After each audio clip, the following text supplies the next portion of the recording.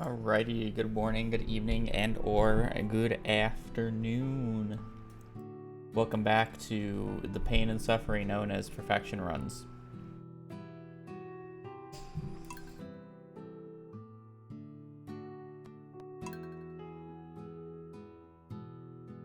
I'm ready to suffer.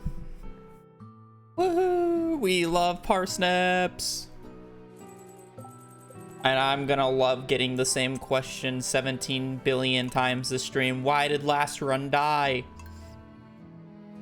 Streamer, what happened to the previous run? Streamer, the run. Why have you reset? I can't wait.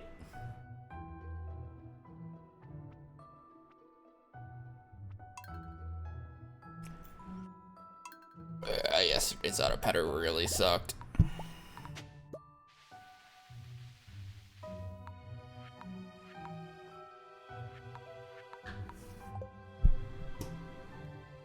Yesterday's auto petter was really something else.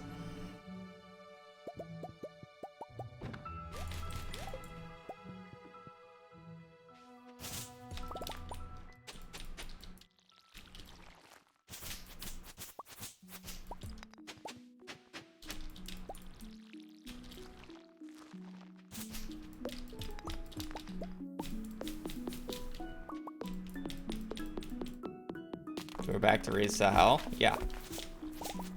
I still want a sub 17. Just because a run dies doesn't mean I don't want a sub 17 anymore.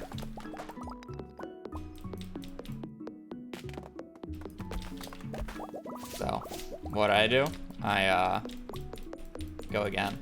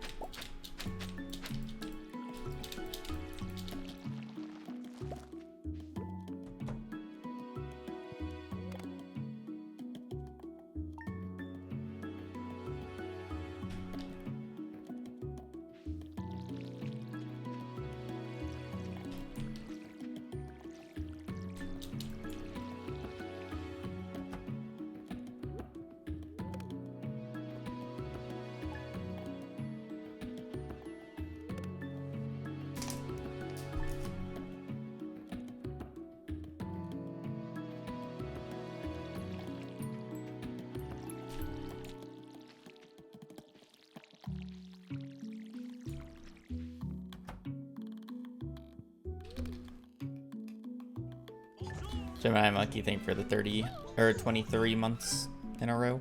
Really appreciate it. Hope your day is going well. That was the middle spot, right?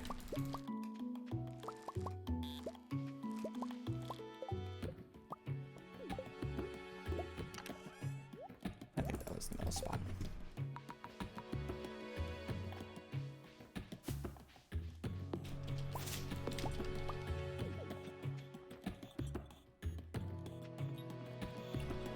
Madame Lame, thank you for the prime for 3. 2.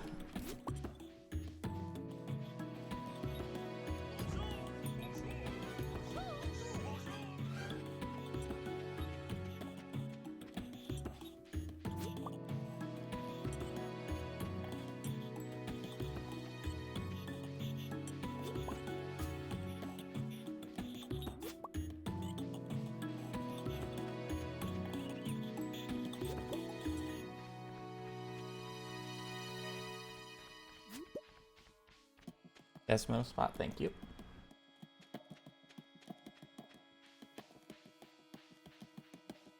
Summer 19th, fall 12th.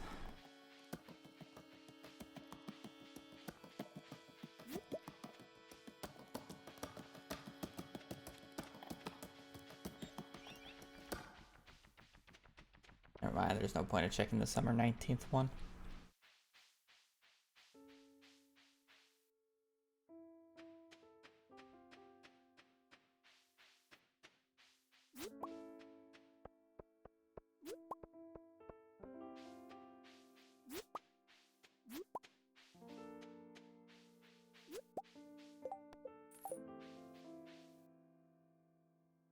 This kinda sucks in the terms of it's basically a 1 in 5 chance about whether or not I get the books or not.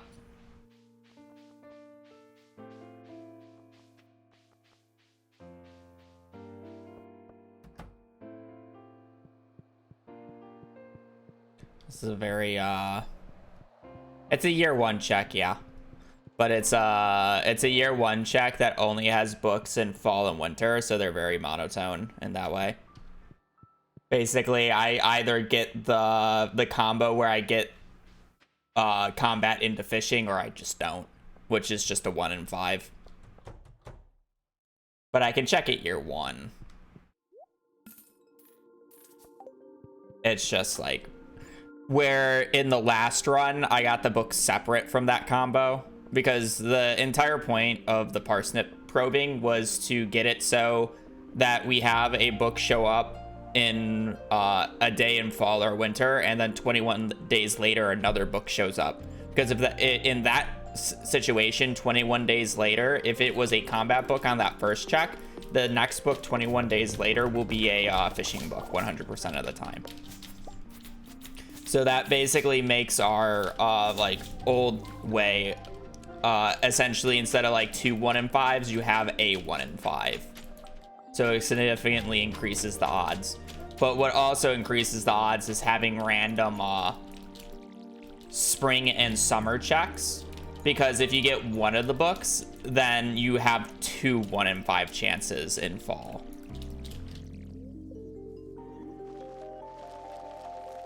So some of these do have the summer and spring books, but not all of them.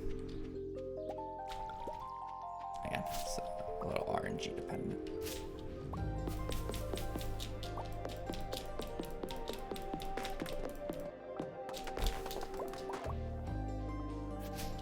And this one in particular does not, so it's monotone in that way.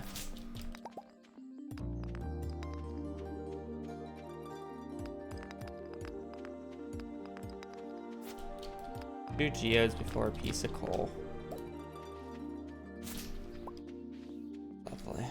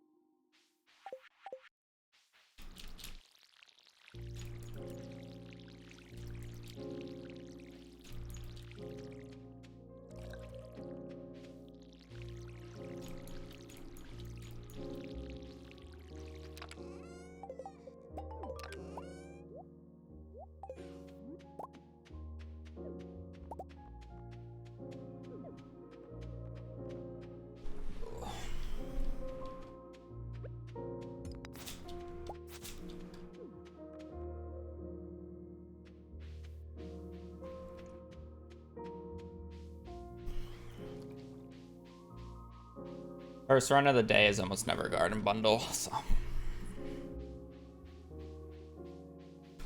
we'll see. Coal took me a long time to get, so maybe. The game likes to give me garden bundle when my coal sucks.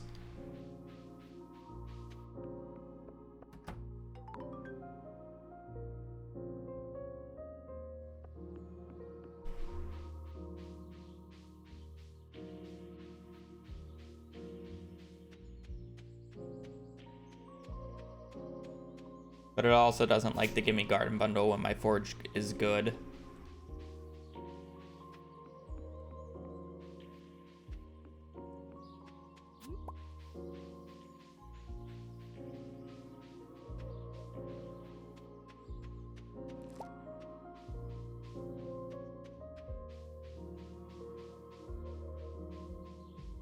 Three.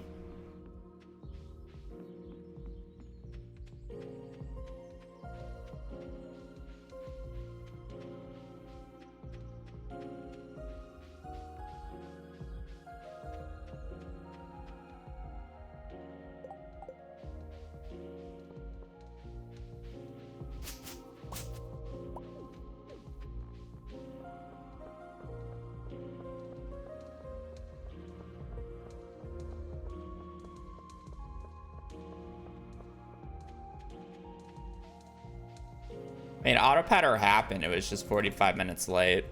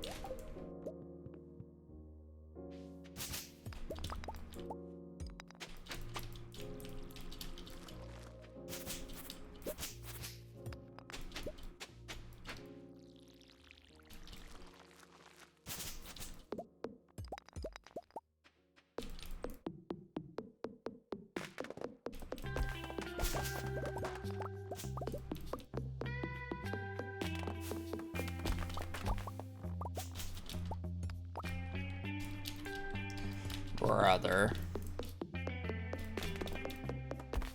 Use your hands. I know they don't function properly sometimes, but use your hands.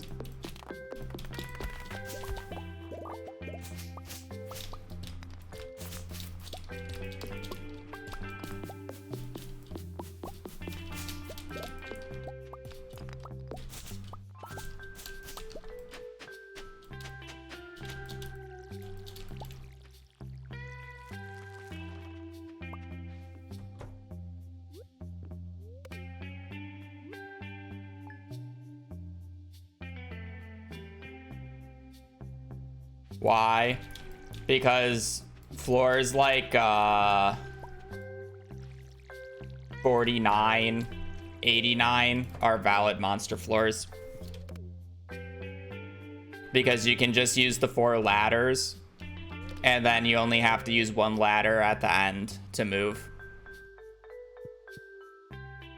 So instead of it just being limited to like 41 in the ones, we can use like the 6s, the 9s as well, without wasting too many ladders.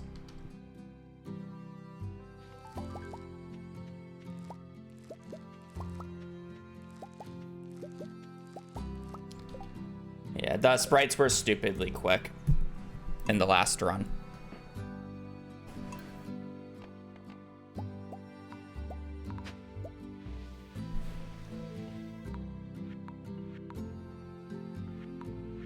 I had a good infested floor on it was 49 to be exact.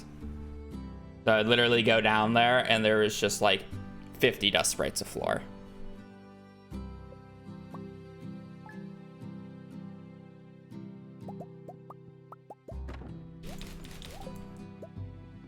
This was pretty good.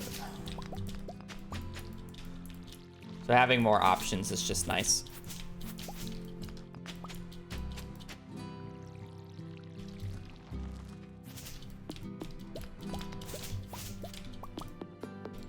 It does come at the cost of some staircases, but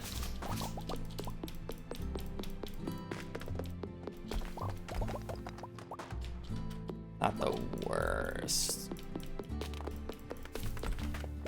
If you have enough crystallariums, it's fine. The lamb runs where your fight on crystallariums. Does it suck?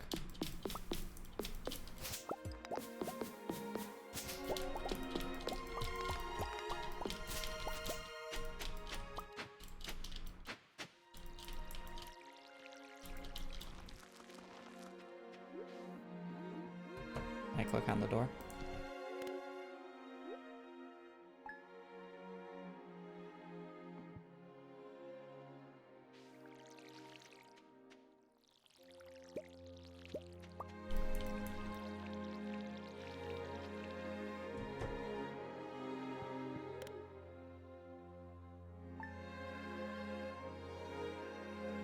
On screen 1733.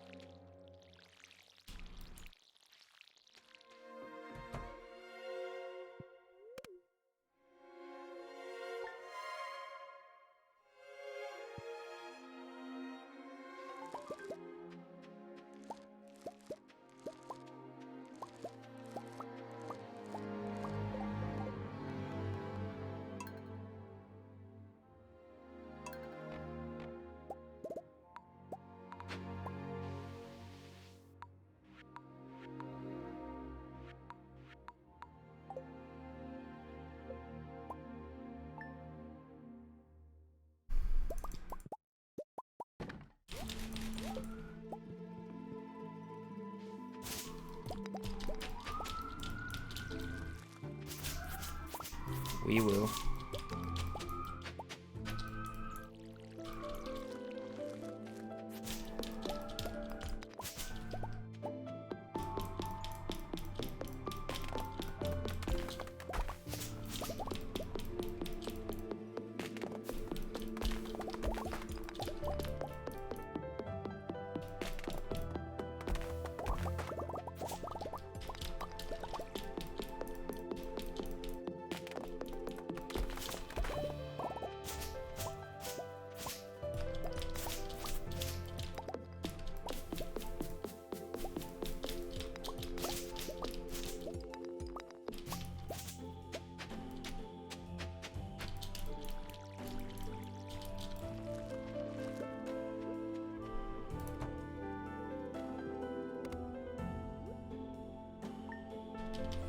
Four.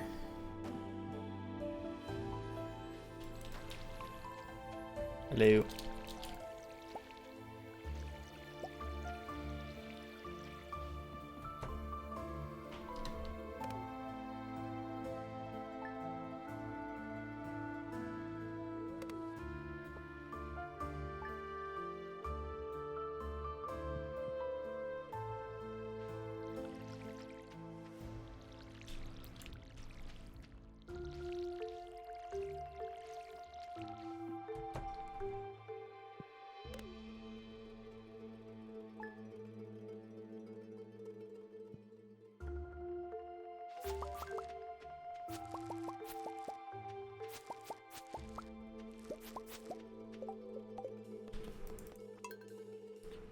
Boom.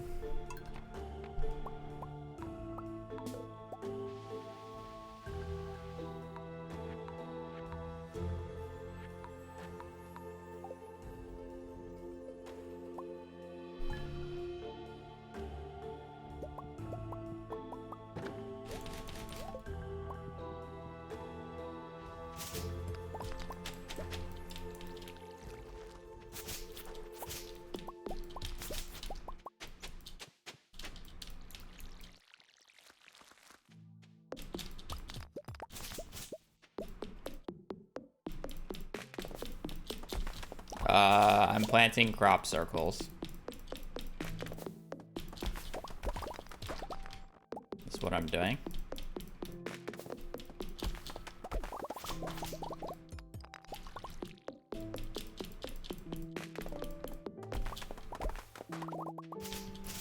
Being a little demon.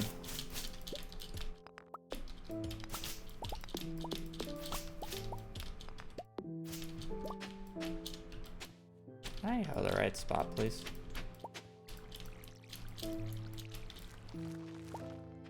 And it's not close enough for me to care.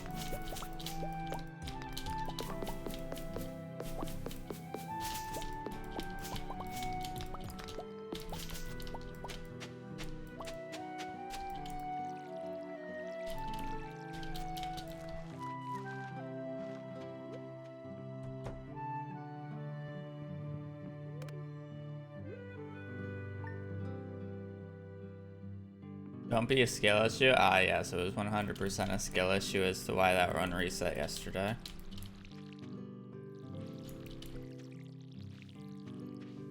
Five, by the way.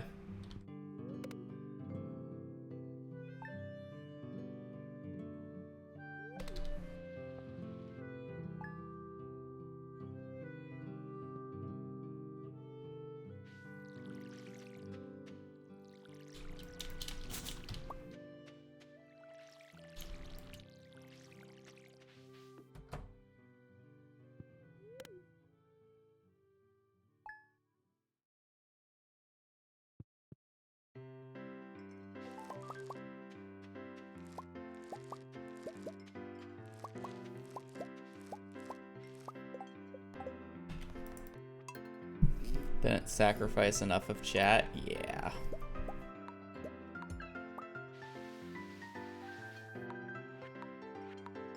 Definitely the reason.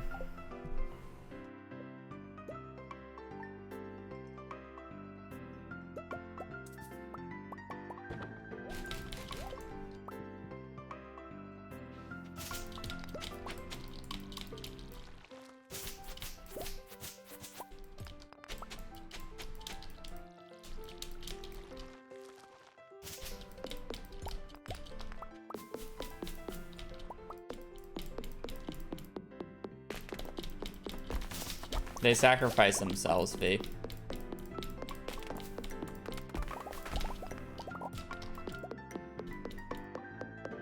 I'm looking for a gold quality parsnip currently. The weird spots are because I'm probing the RNG. Getting a gold quality crop on any of these spots helps me narrow down the range of RNG to a range that I like, that is beneficial for the run that I'm doing. But I specifically need to get a gold quality crop for the range to be narrowed.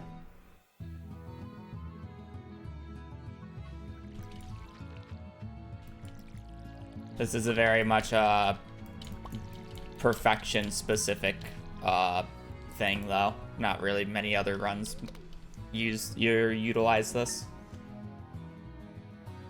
Literally just because of perfection. So. Or that my nose is just stuffy.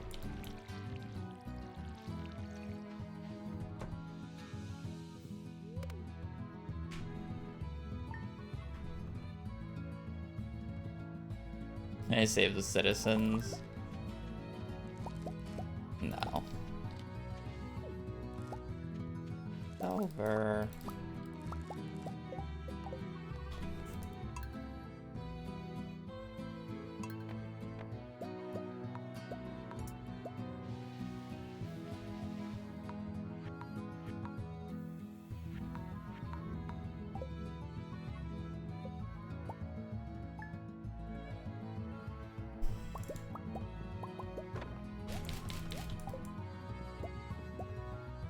Oh.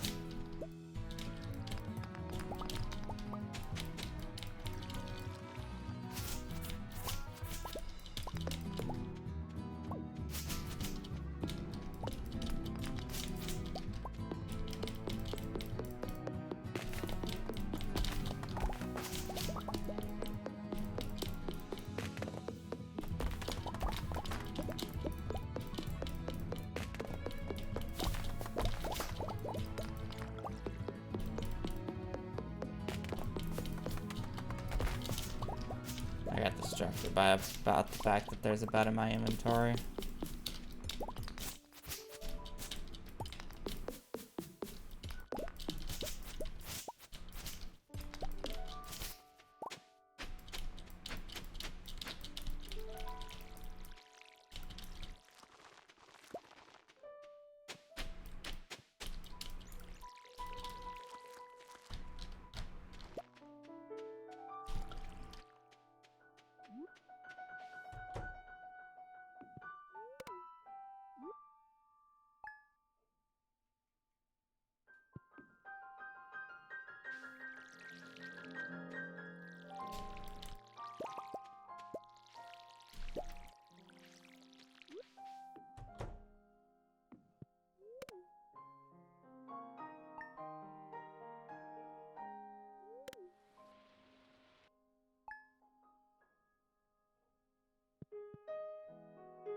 I don't really feel much. Runs like that just happens. It's sad, but it's not gonna stop me. Depressing in the moment, but it doesn't really matter the next day.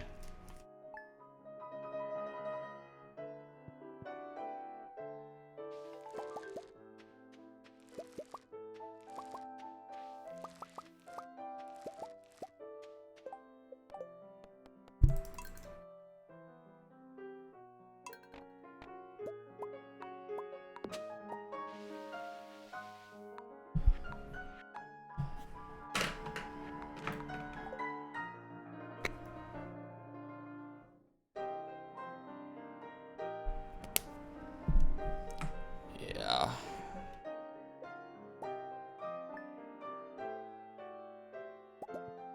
I wish there was like a more consistent way of getting it out of golden mystery boxes, but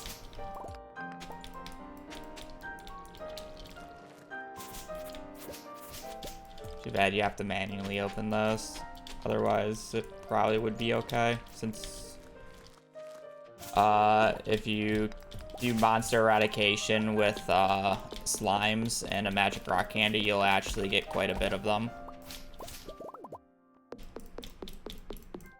But I checked the last seed and I would have needed 150, and opening up 150 key boxes from Clint would literally take I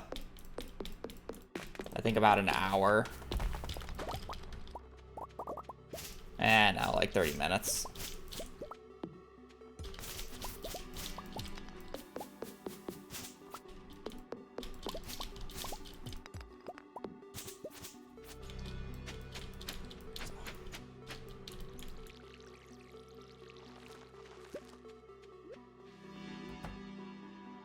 It's friendship, it's just boring.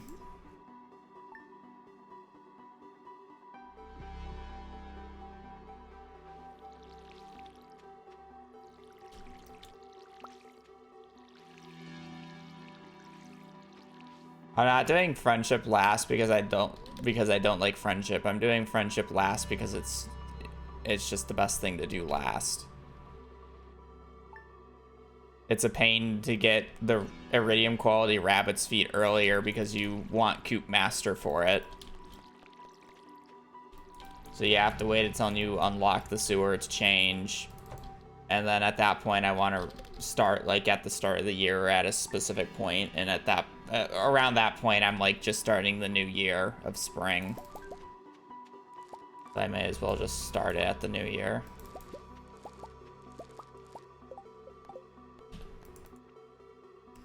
And then getting any other gifts that aren't just rabbit's feet. Getting more rabbits help, I would have to get an entire extra coop. And it's not about getting the enough rabbit's feet. Again, it's about keeping the mood of the rabbits high, which is why the auto petter is needed, because otherwise you'd have to go out and pet the bunnies every other day. Otherwise you're going to get significantly lower rates.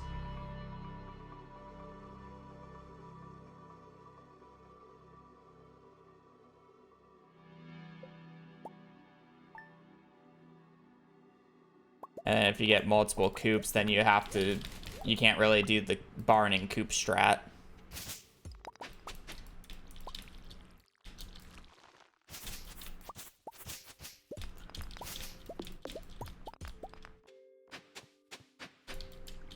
The decay of mood actually matters a lot. And it decays actually quite quickly if you don't pet them.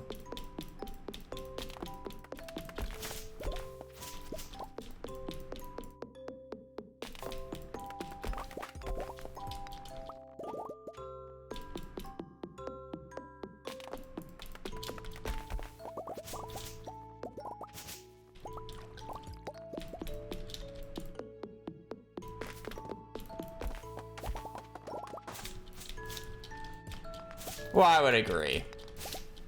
But, like, let's say if petting was 10 minutes slower, I would still do it, right? Then, quote-unquote, getting the auto-petter fast. The issue is petting is significantly slower than getting even the auto-petter at a reasonable time. The reason why that last run was killed was because I got the auto petter extremely late.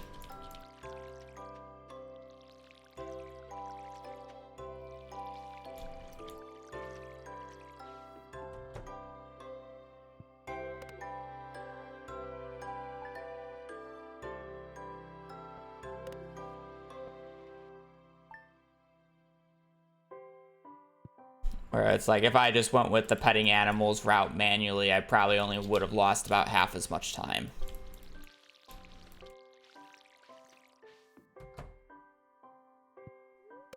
Well, I mean, the run was going to die anyways. I probably wouldn't have done friendship. I would have just continued it for practice if I didn't reset my timer.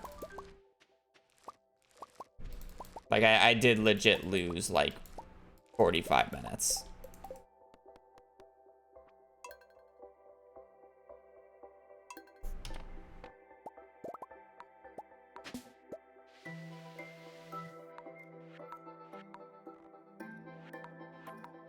Assuming max daily luck and +2 luck buff from the Desert Festival, it's actually +3.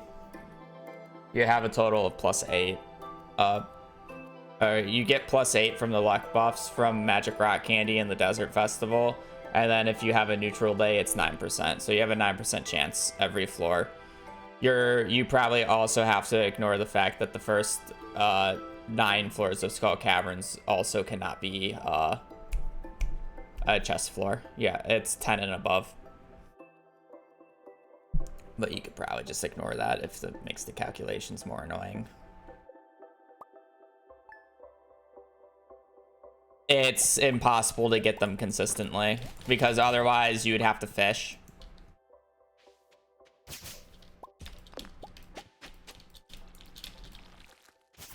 The only consistent way of getting them is legit fishing. Otherwise, it's like a low probability of getting them from the raccoon quests,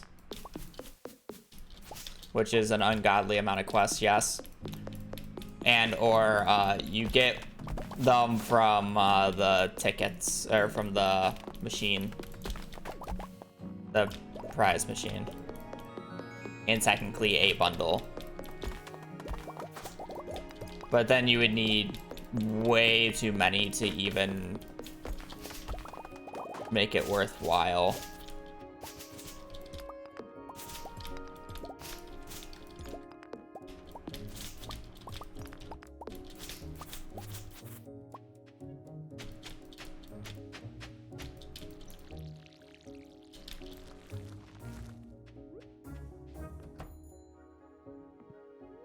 Yeah, and it's a lot. It's like it rotates every like 20.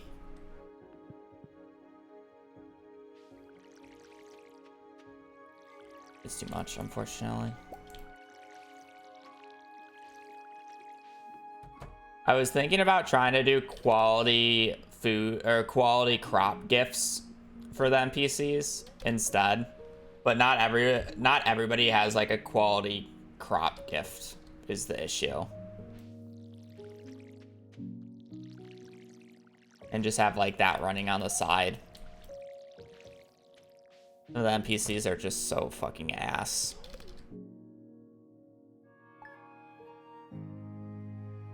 Pierre, Alex, Sebastian,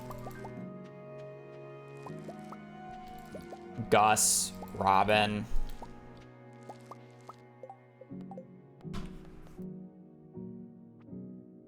It's like, it's actually quite a big list. Actually, I can read off the list. There's an NPC list. So what? Alex, Elliot, Harvey, Sam. Sam's kind of easy because it's you get cactus fruit. Sebastian's bad. Jane's actually good. Abigail's good. Emily's bad. Haley's fine. Leah's bad. I'm not getting Ruffle. Maru's fine. Penny's fine. Caroline is fine. Clint is not fine. Demetrius is fine. Dwarf is not fine. Evelyn's fine. George is fine. Gus is bad. Jazz is fine.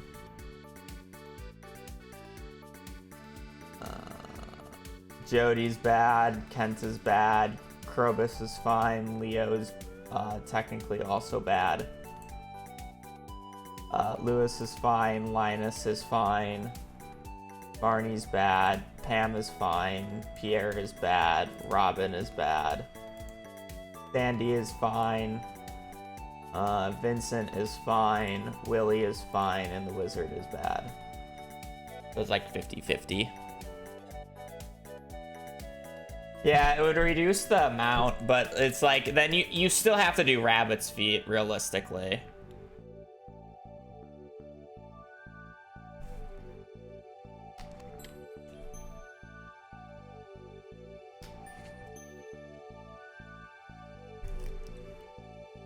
Would you?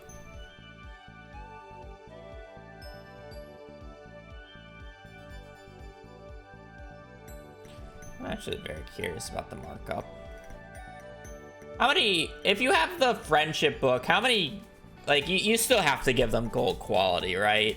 There's no way 3 base quality gifts gets them to, well, I guess 3 base quality love gifts for the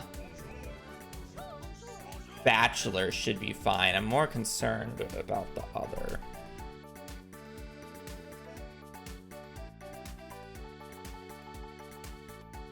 Now I gotta do a test.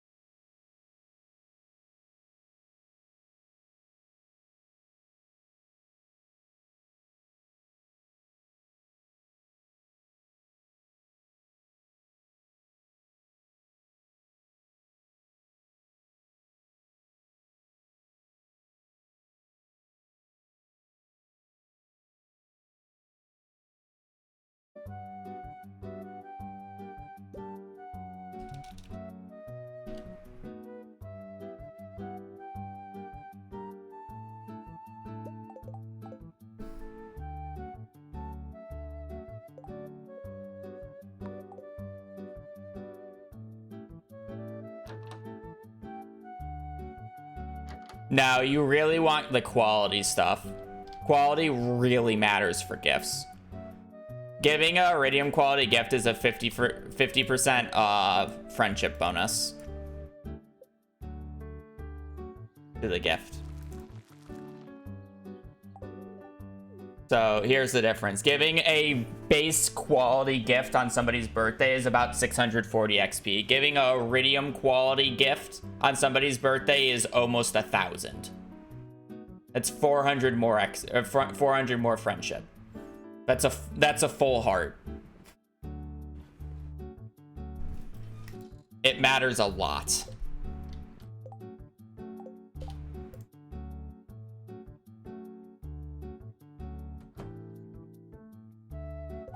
Oh, I actually also want to... I want like a small bed and just... Oh, shit. I clicked on the wrong thing.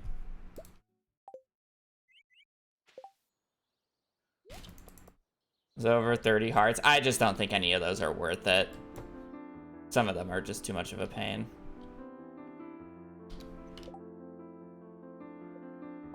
But, yeah.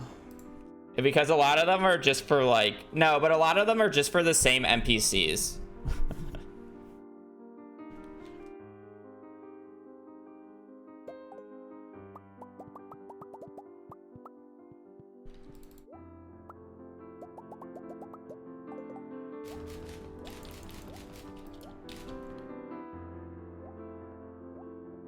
Alright.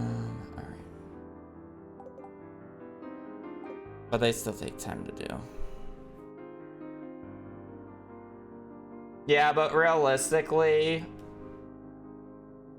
it's just not enough.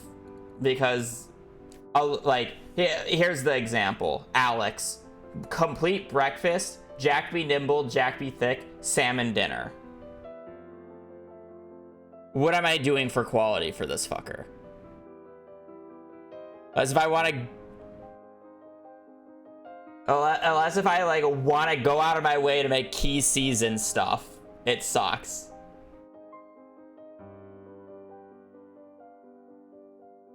Elliot's, like, the same issue.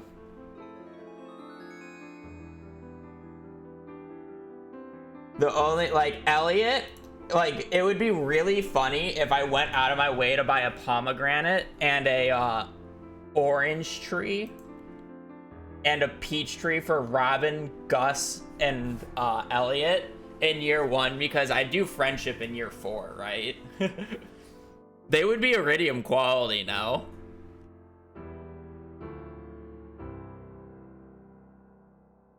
That would be really funny.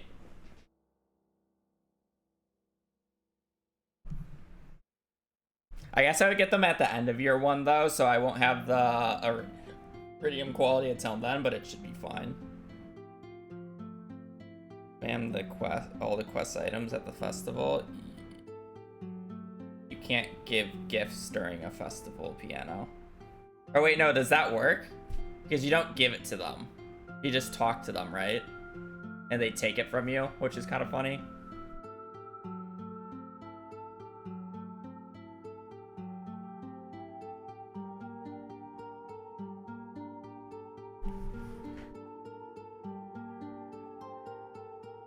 Yeah, you put them in the greenhouse. The issue is you would still have to wait until the end of year 5 for it, and then it would cost me 6,000. It would cost me 14,000 gold.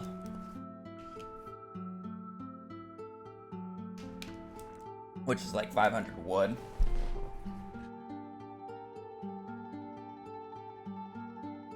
I still just don't think the quests are worth it, because some of the items are like a pain.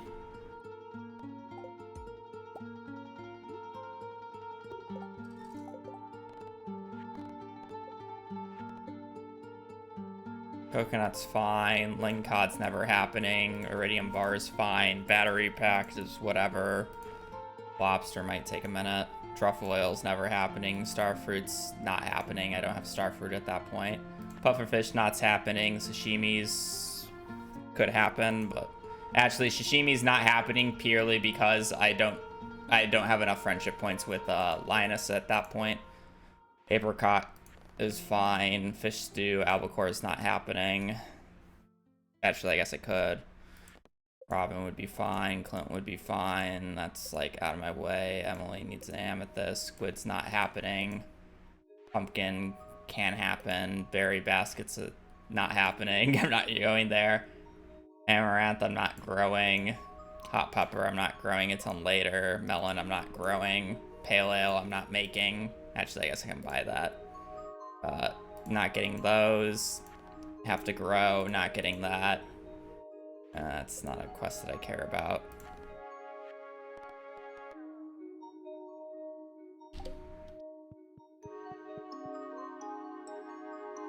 Oh no. Besides the point. You can get yeah, I mean.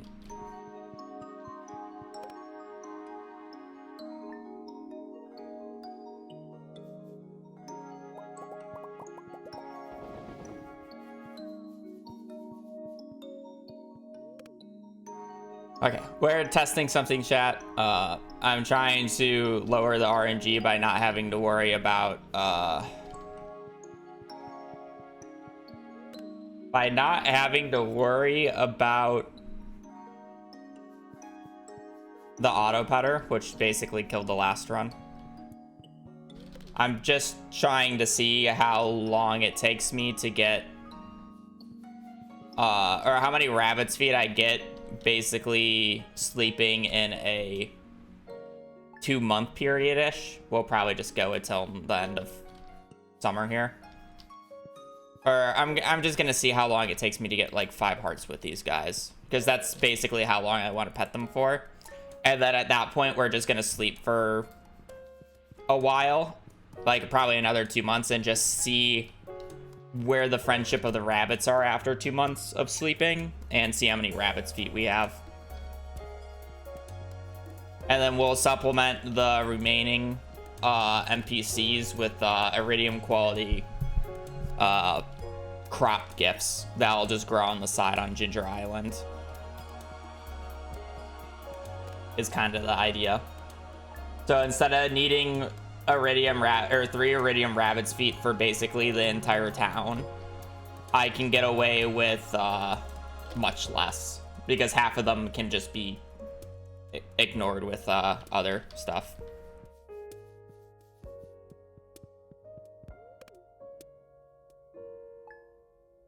How many rabbit's feet do we need for gifting? It's a lot. It's 3 times the amount of NPCs. Well, I guess that's not true. So it's originally 2 times 24 for the spouses, because you give 2 iridium rabbit's feet for the spouses. And then it's 2, I guess, okay. It's 2 times the entire cast, and then the non-marriage candidates can get away with a 3rd gold quality, technically. So 1, 2, 3, 4, 5, 6, 12, 13, 14, 15, 16, 17, 18, 19, 20, 21, 22, 23, 24, 25, 26, 27, 28, 29, 30, 31, 32, 33, 34. 34 times 2. So 68 iridium rabbit's feet.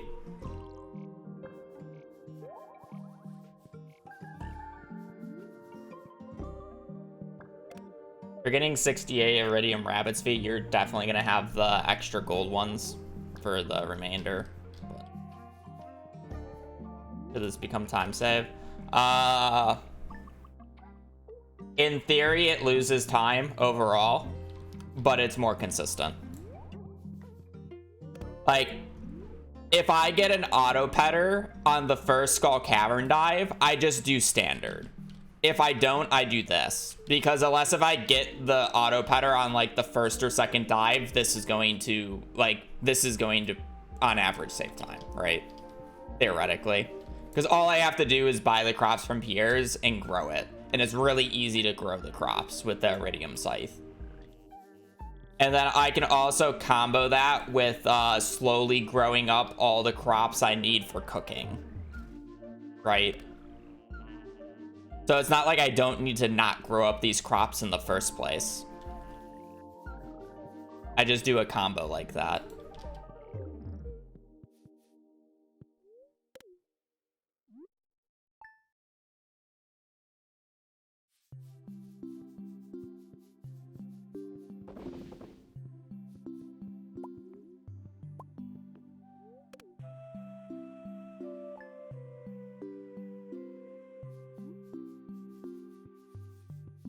So that's why it's like I was thinking about growing crops for the NPCs is not horrendous because I already have to grow them anyways.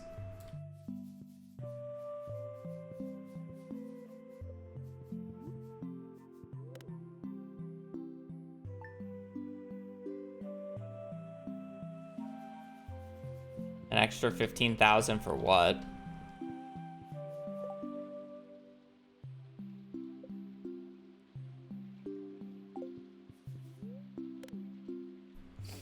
Joja shut down when he finished the community center.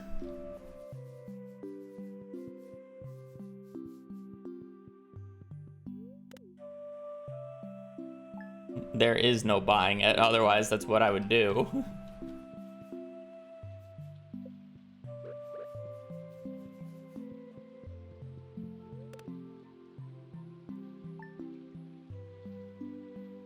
Joja sells an auto petter after you complete the Joja warehouse.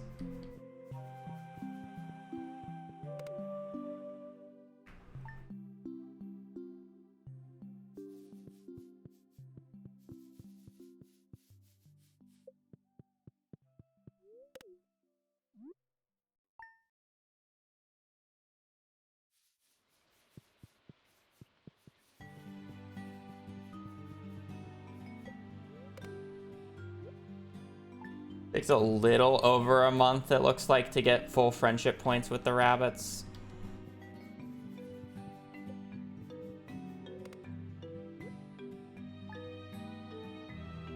Emily loves wool. Yeah, that's another NPC I can whittle down. Again, I would have to kind of make a list. Something I'll probably do off stream.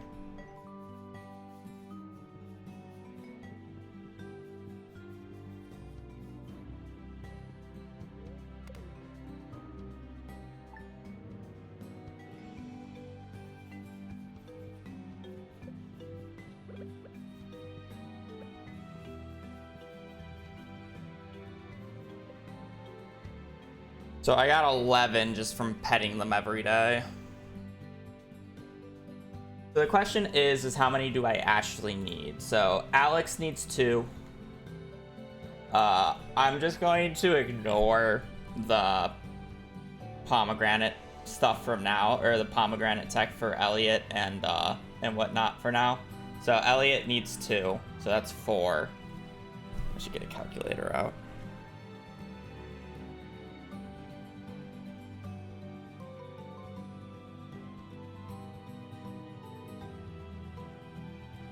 The 2 plus 2. Harvey needs 2. Sam is good. Sebastian needs 2. Shane's good. Abigail's good. Emily's good because of wool. Haley's good. Leah needs 2. Maru's fine, Penny's fine, Caroline is fine because of the spangle. Clint needs 2. I'm not doing duck feather when I can just do rabbit's foot. Okay. Demetrius is fine.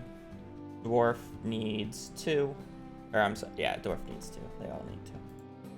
Evelyn's fine. George is fine because of leak. Gus needs 2. So 16. Jazz has fairy rose, so Jazz is fine. Jody needs 2. Pet needs 2. Probus is good. Leo needs 2. Lewis is fine. Linus is fine. Marnie needs 2. Pam is good. Pierre needs 2. Robin needs 2. Sandy's good. Vincent has grapes. Willie has pumpkins, right? Yeah. And the wizard needs... The wizard doesn't need 2. Technically, because I can just pick up a purple mushroom and it's iridium quality.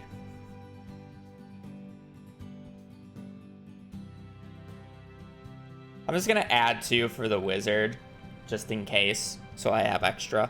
So I need 30. And I have 11, so I'm a third of the way there.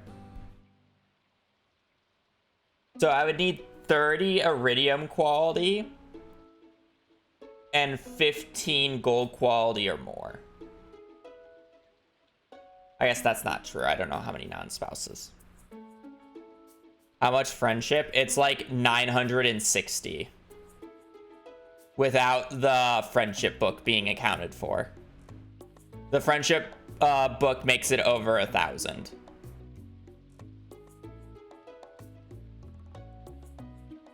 It's 4 hearts.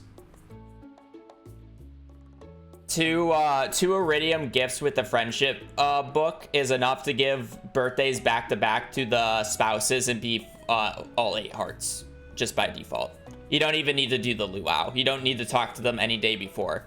Just birthday gift year 1, birthday gift year 2 if they're both iridium quality and you have the friendship book.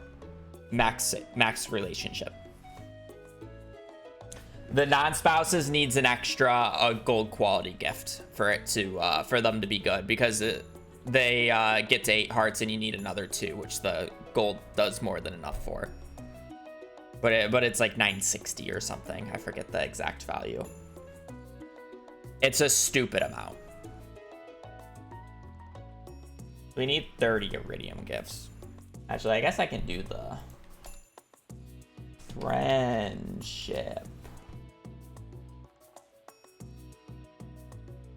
So a loved birthday gift is 640 XP times 0.5 plus 640. So iridium quality loved gift on the birthday is 960. And then the friendship 101, I believe, is just a flat 10% added on top of that. Yeah. So 960 times 0.1 is 96 plus 960. So iridium quality love gift is 1,056 friendship points.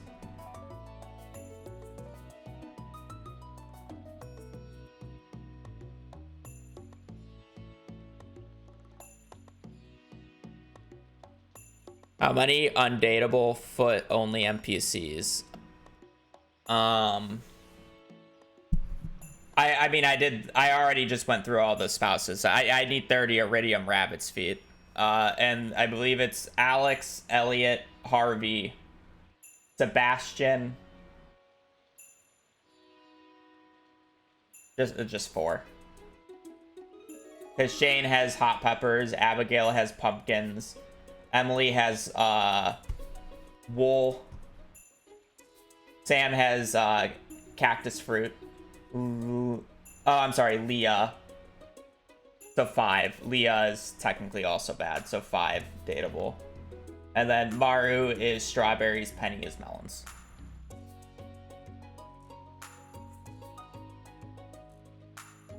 Oh, you said undateable. I don't want to go through that again. Clint, Dwarf, Gus, Jody, Kent, Leo, Marnie, Pierre, Robin, Wizard, if you count it, so 10.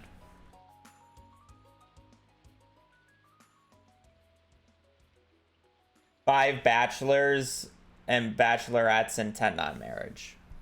So I need about 30. The wizard's the only iffy one because I can technically just pick up a purple mushroom and it's fine.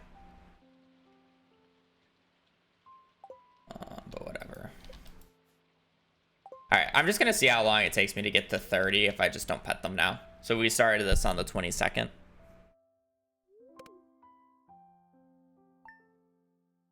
I mean, I said I'm going to map it out off stream. It doesn't mean I'm not gonna list stuff on stream. I'm not mapping it out. I'm just listing.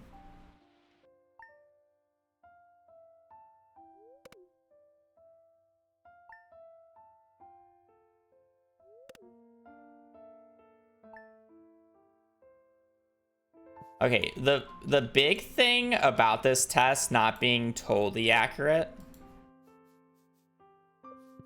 is the fact that, like, every few days I will, like, end up going outside, especially on Mondays, and then they'll get to, like, eat grass. And then that resets their mood.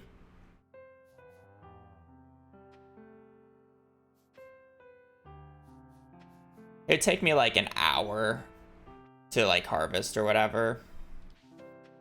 So it's like, if I want this test to be proper, it's like every Monday I have to, like, just wait an hour.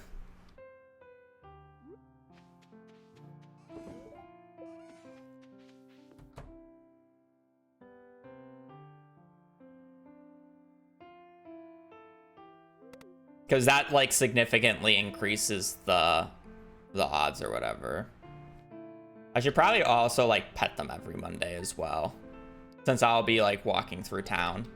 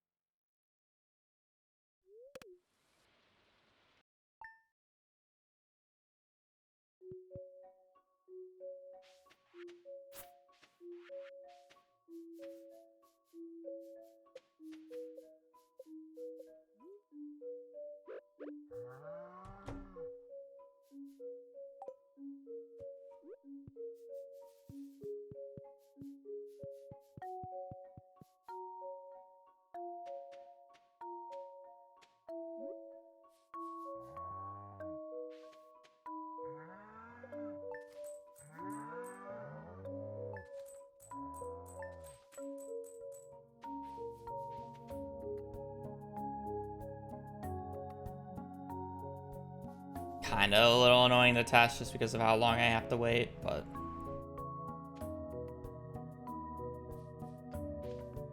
the only way to make the test fair.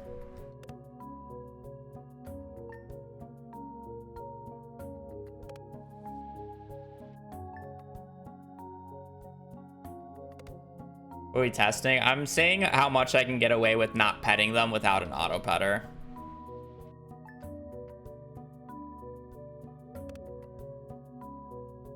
And still get the required amount of feed I need. Because if I can not have to do the auto petter, that's, like, great. And we can just skip that.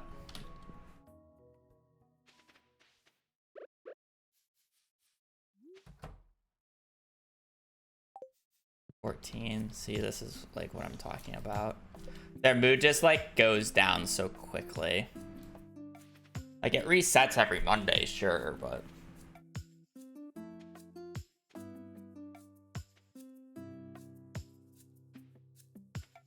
like, I have to wait for them to go outside and eat grass, because them eating grass, like, now they're very happy.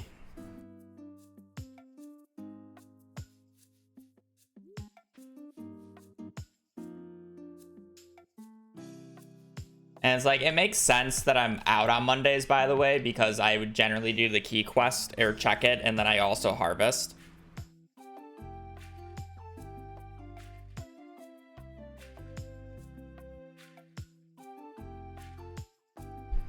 I'll have trivial quest item put you within a single gift of max without extra foot. Yeah, but they don't take these. You would still have to do 2 iridium gifts, piano. You just wouldn't have to do the 3rd gold quality gift. Unless if you mean, like, I'm fine with a gold quality and a iridium.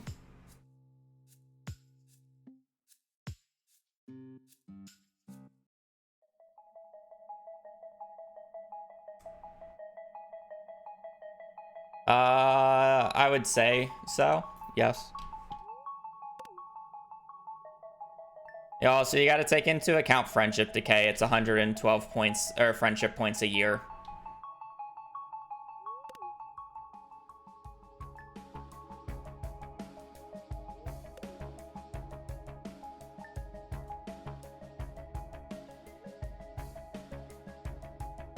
Yeah, that's kind of like the thing. If it can make it 1 iridium and 2 golds, then it would be fine. Hopefully. I mean, we'll see.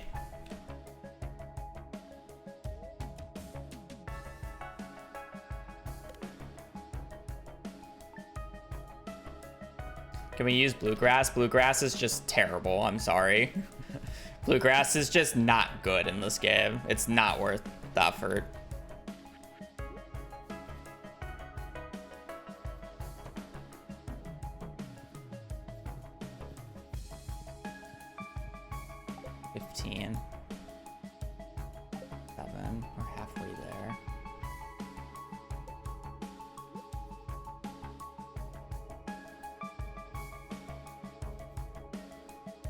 So the first month of petting them every day, like here's like the part that I'm like worried about. So the first part, I pet them every day when they were growing up, and I got 11 iridium quality rabbit's feet. I have since done a full month of sleeping and only going out once to pet them every Monday and letting them eat, and I've gotten 4 more iridium feet in that time frame.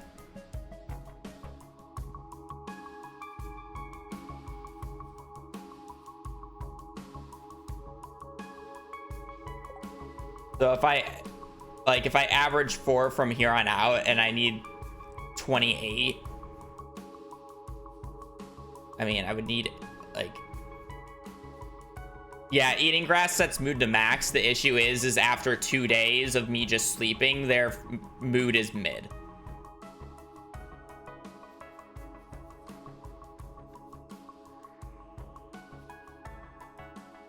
When I'm in there and constantly petting them, their mood is maxed every single day. So I guess it really depends on whether or not they produce on a day that I like petting them. But then I have to be like constantly babysitting. I'm more thinking that I think it might just be worth it. See, the issue is like, I still want to be doing my crystallarium shit during this time, and I also am going to be opening up Omni Geodes during this time. So I don't want to be in the coop. I still have so many machines I have to use. And that's the issue with even like raising them for a month in the first place.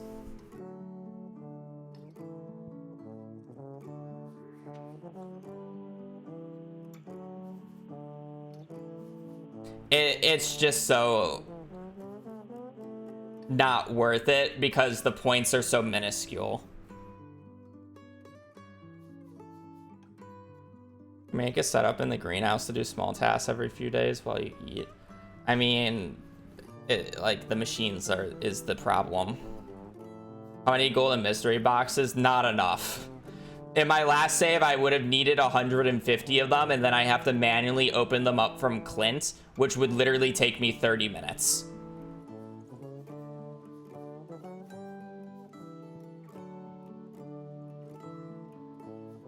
It would have been just as bad as Skull Cavern resetting.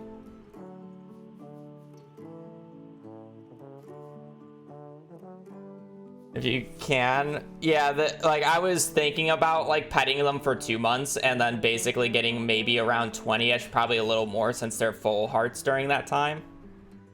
No, Geocrushers do not.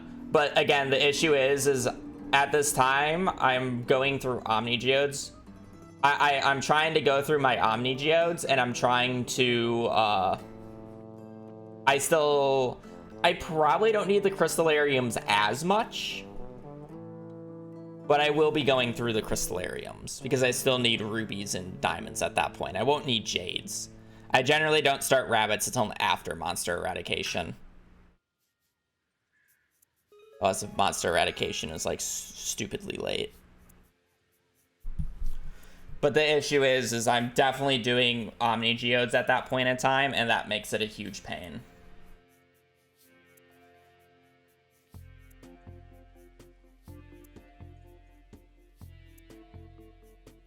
So, like, what point in time do I actually, like, start these rabbits?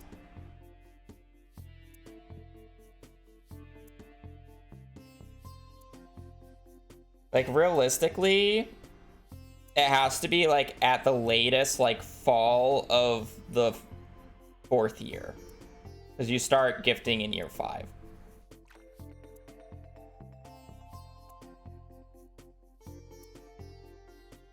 The machines, it's just too many.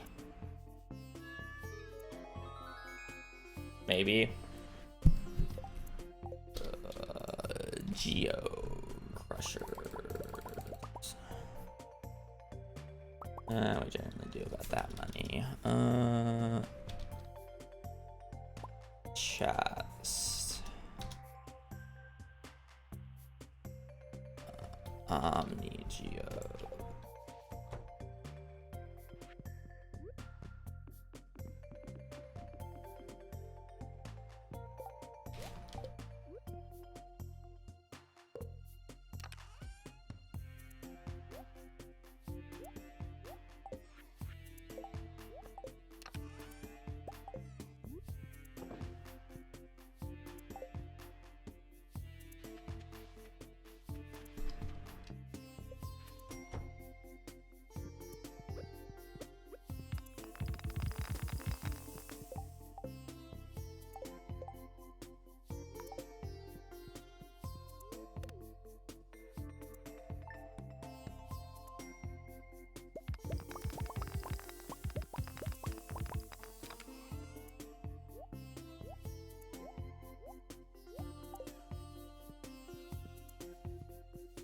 No, because I'm going to be skipping half the rabbits on the way over, so I have to walk back piano.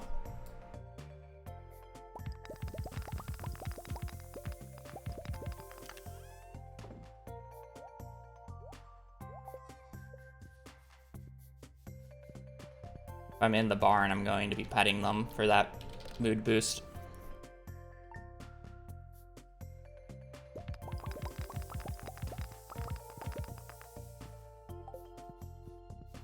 Already a very big improvement. Okay, I guess there is enough room in here. I just won't bring. I'll move the Geo Crushers here. This is working better than I thought it would.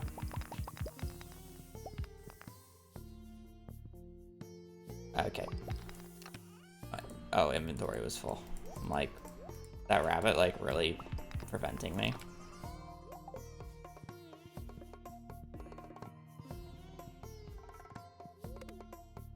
Let them unload at the same time. I mean,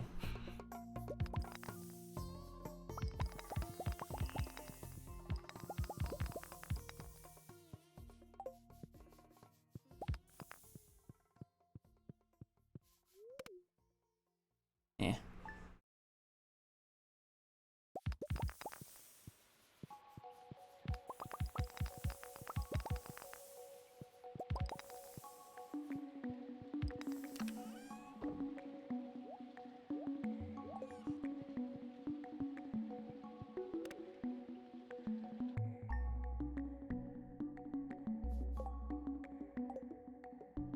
Took me about 2 minutes to do that.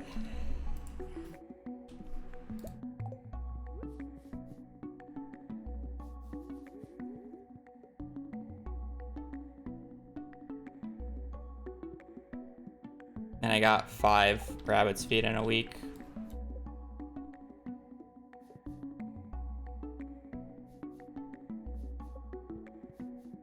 I would place the bet if they would let me. But...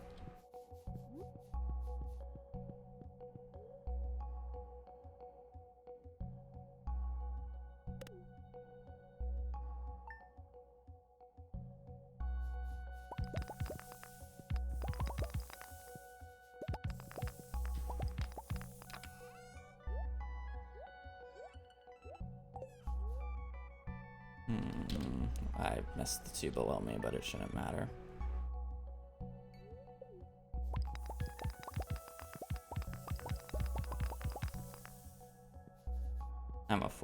now. I'm messing this up.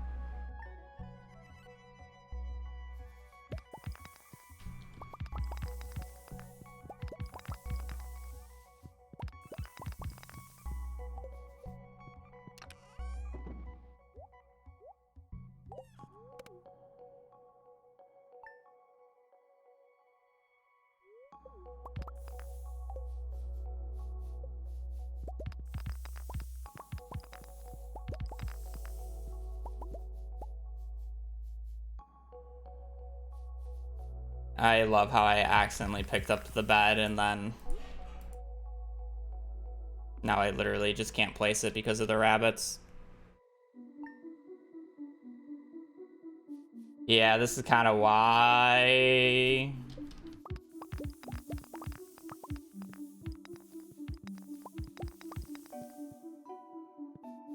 Your mouse goes to the wrong spot and you're just fucked. Yeah, I mean...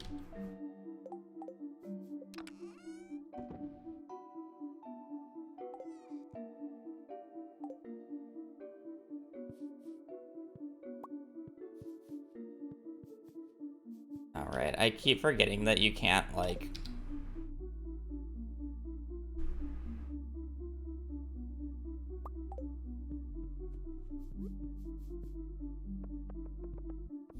Did they not spawn on paths?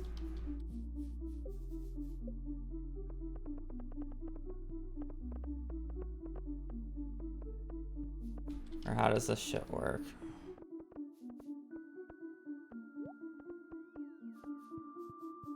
Can we just, like, move? Can everybody just move?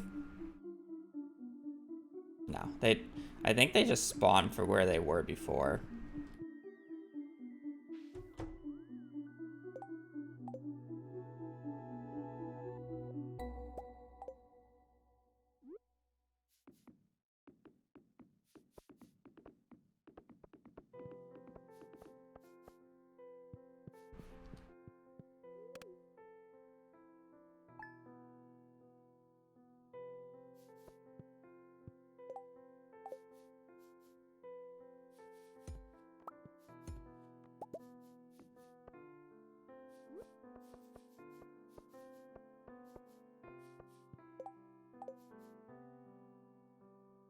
I'm pretty sure they just spawn where they were before.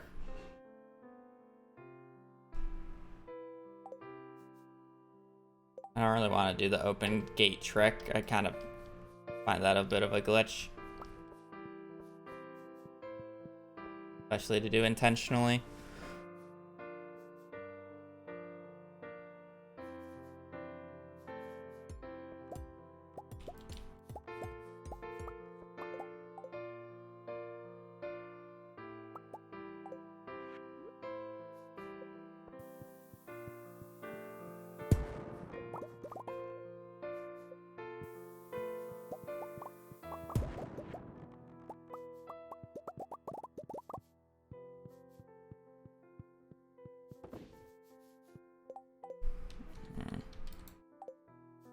I definitely need to continue petting them in some way like this because, like, I'm at 23 already.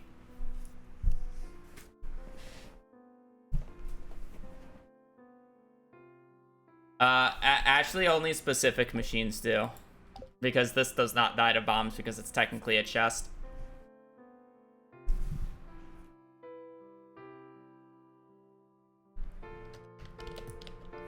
Can't even move it like a normal chest is the funnier part. What's wrong with the timer? Nothing. This isn't a run. I'm testing something. Also, what I do need to do is this 100%. I'm pretty sure this allows me to wake up on the right-hand side, right? No, what? I have to block it, right?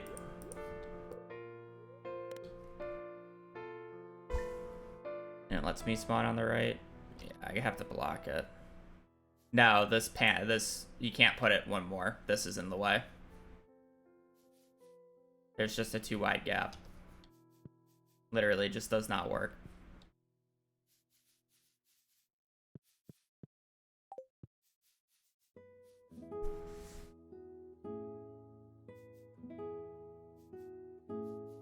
The timer, this isn't a real run.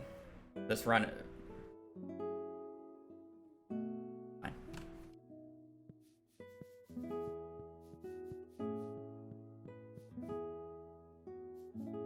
I would technically really only need to be in here for 2 months.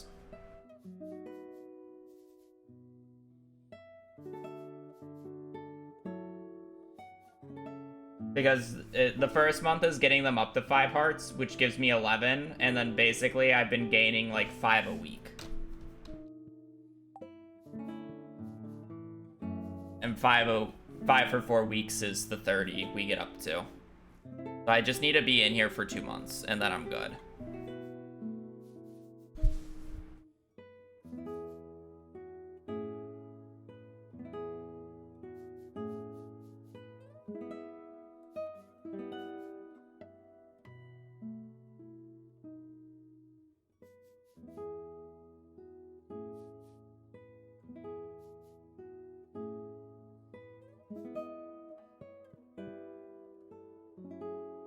So I gotta figure out the setup for this, because I think this is the play.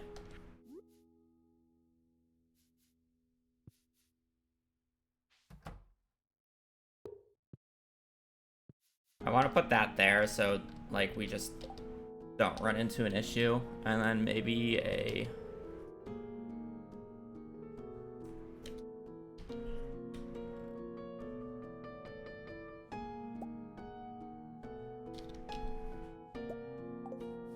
this so they don't run into the corner.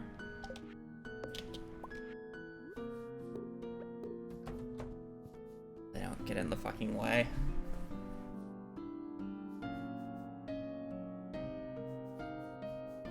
I jar off the bottom half. The issue is I'm going to be leaving the coop every Monday, essentially, to do my to go to the island and do the harvest. So you'll notice that like when I sleep between days, they don't move. So when I sleep between days, they don't move. But if I leave and come back in, like, they move. Especially after, like, a tick or two. Like, they're just in different spots. There's no grouping them up. At least I don't think. Like, if I put down a wall of chests right here, there's only one rabbit and he's in the bed right now. Alright?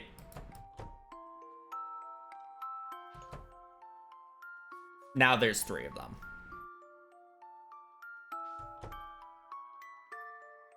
Now there's 2. Now there's 5.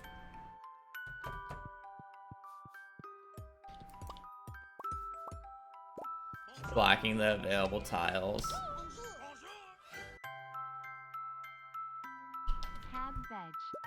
I would have to do it like slowly is like the issue.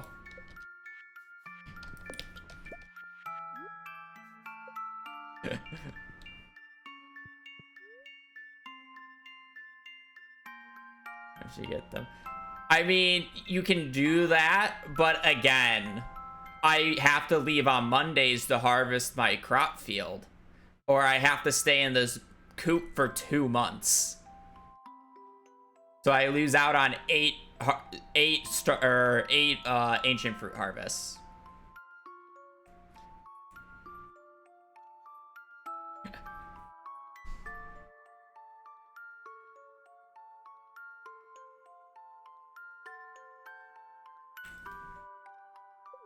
I mean, as long as I, like, if I can, like...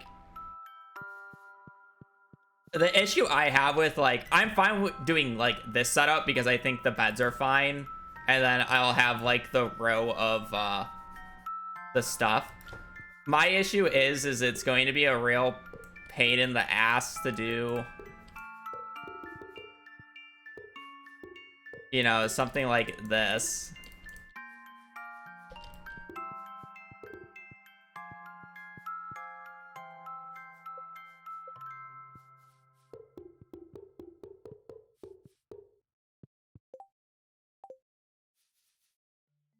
gotta touch them on the corner.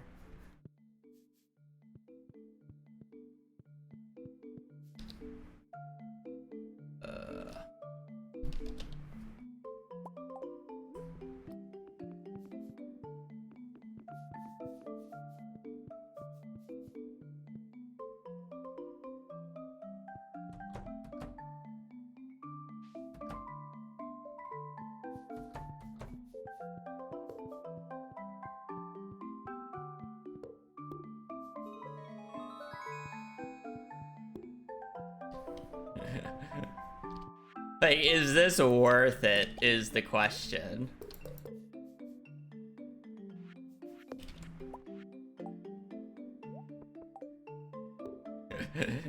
Getting them essentially in a one tile area.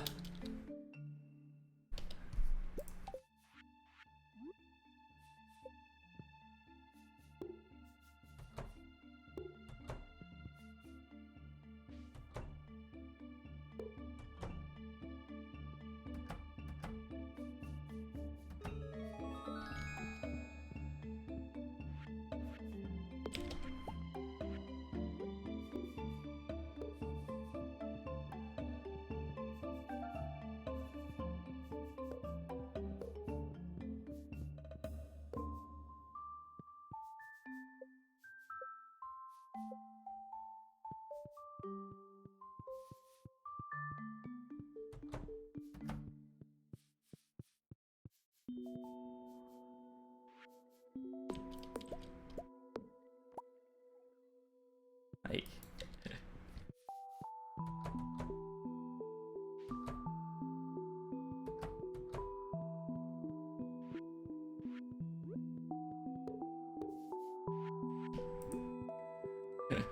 like, is this setup worth it?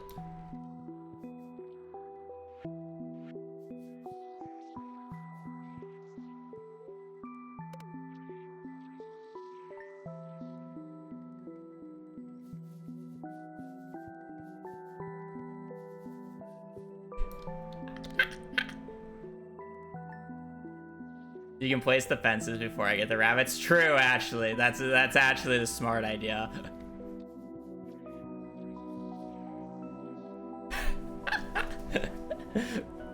Okay, so the bigger question is do I just have it the one corridor, or do I give a little breathing room? Oh, them rebuy. Yeah, it's probably best for the test.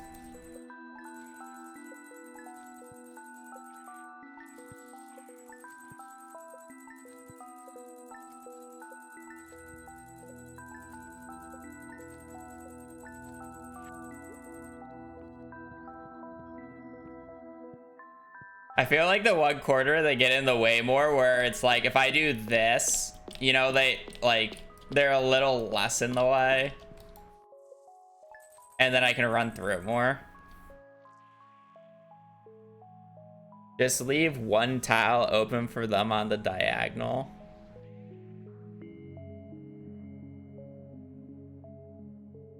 What do you mean?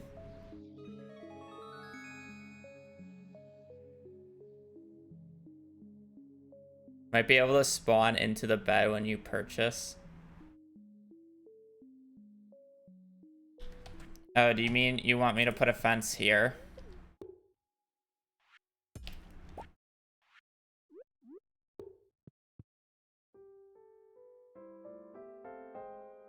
Let's spawn in the bed.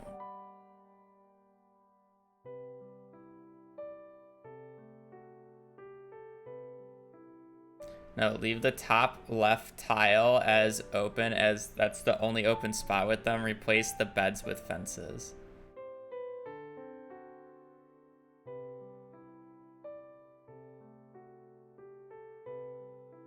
Again, I leave this Coop on Mondays, Piano.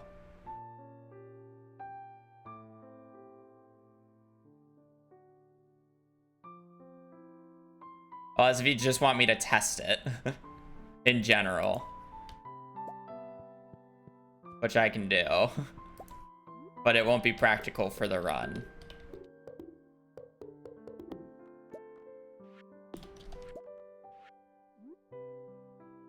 Yes, I have to harvest on Mondays, otherwise I'm going to forfeit 8 harvests.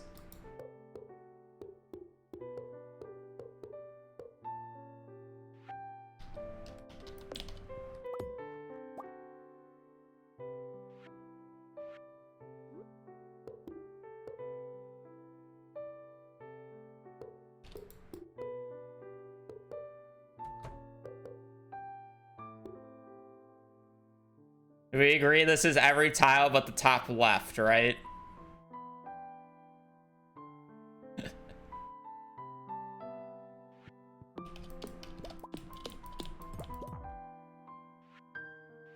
Now it's every tile but the top left. I don't think you can put a fence in the doorway. Oh, you can.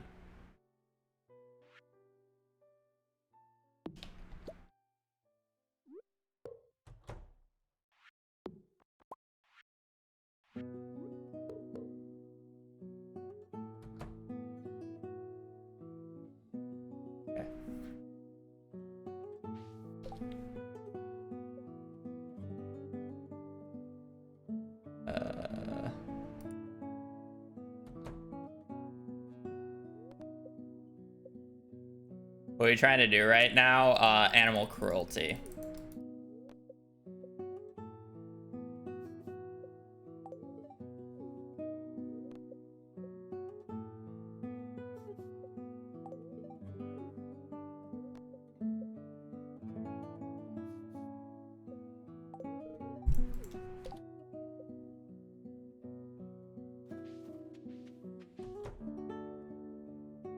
Ah. Yes.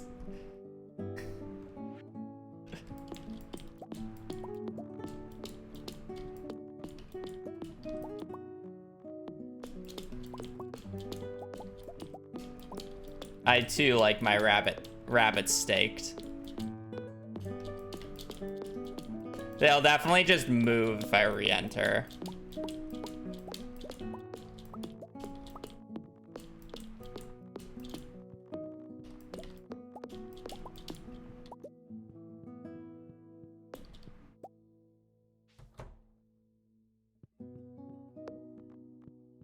You know, pet them like that. I would bet you could.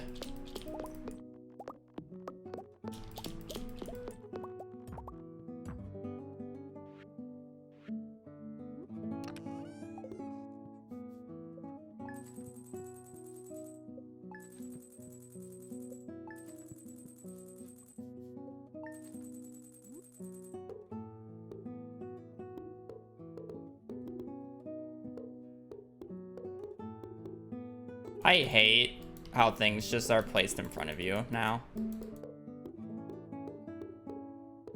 Like, why? Is that like a setting that I have fucked up, or like, why does it do that?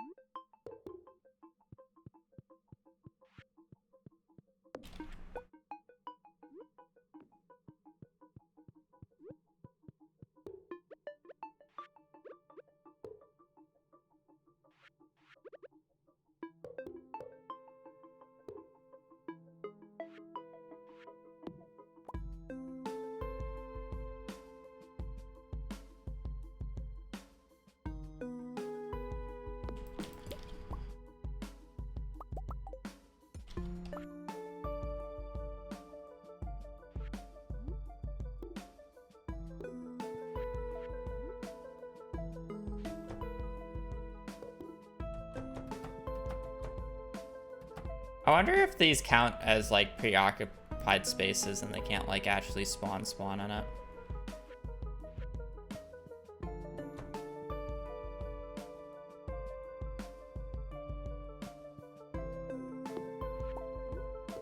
Definitely put that there then.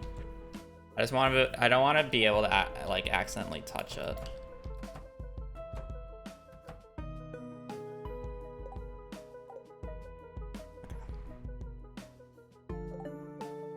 Or trying to see if I can get away without having to get an auto petter.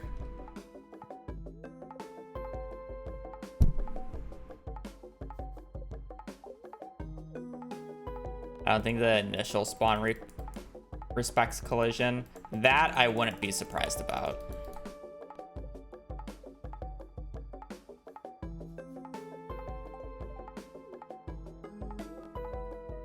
So if I were to refill it again and only have one gap, I leave and enter, and they should just all be in the corner.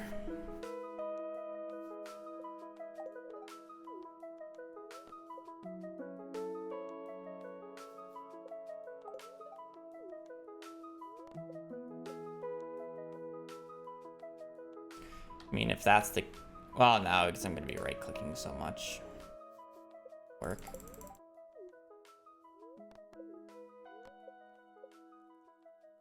Which are testing animal cruelty. Essentially, I'm just trying to combine the rabbits into a very small spot.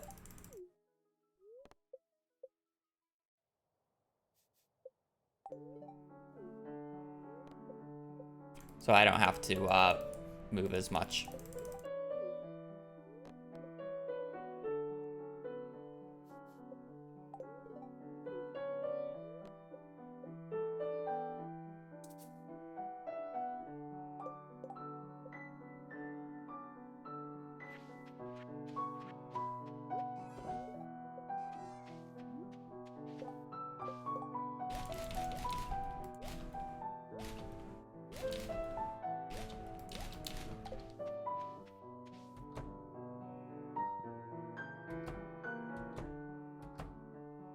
Well, they didn't spawn where I didn't want them to.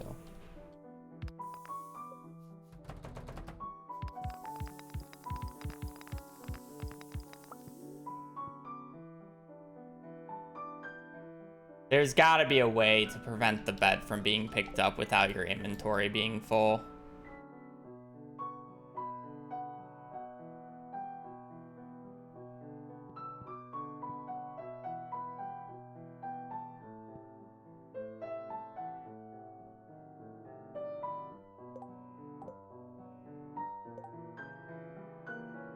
Oh, because that will be so annoying.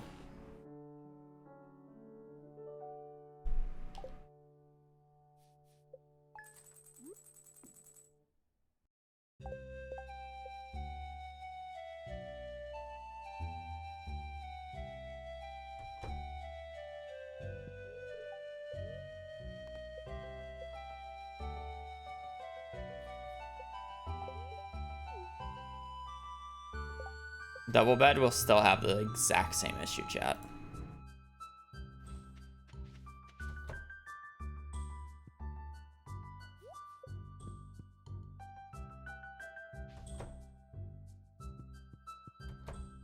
I think it does count fence gates as a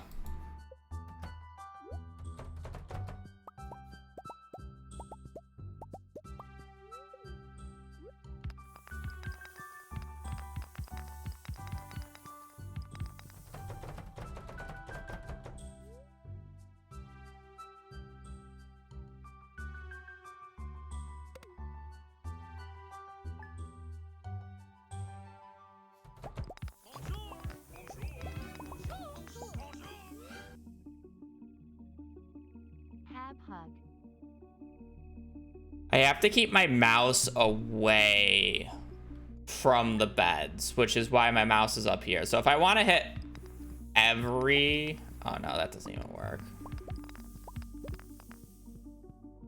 Oh, my inventory is full is why.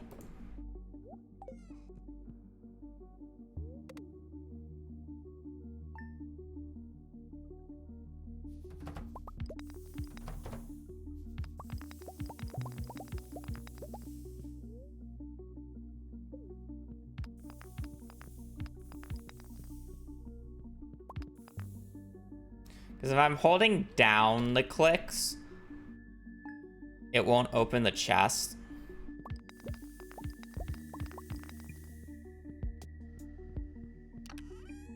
I feel like I need a chest on both sides. Because I'm scared my, like...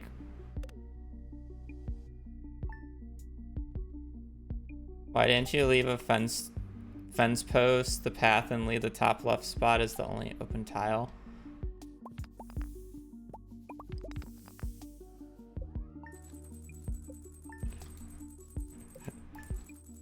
You know, this might end up being my favorite part of the run, because you know what's gonna happen when I do that, Piano?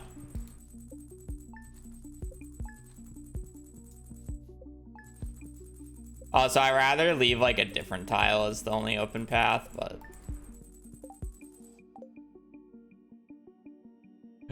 You're gonna love this.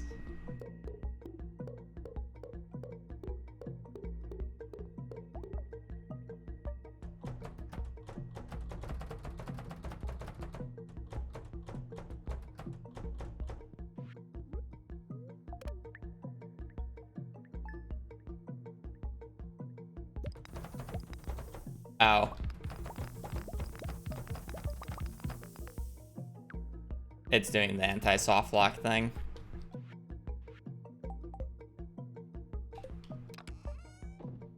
I kind of figured it was going to do the anti-softlock thing, but I also knew it was going to be flicking the things a lot.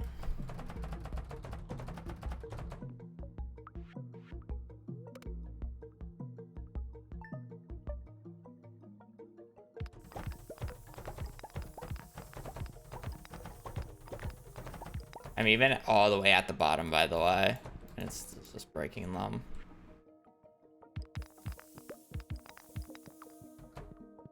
I would, like, I want to hold down right click, but I don't think I'm able to do that with fence gates.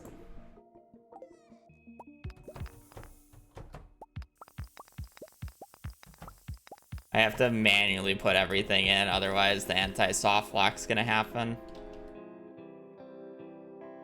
There has to be a tile that doesn't count as valid for the animals to spawn on, but I can walk through without it thinking I'm soft locked.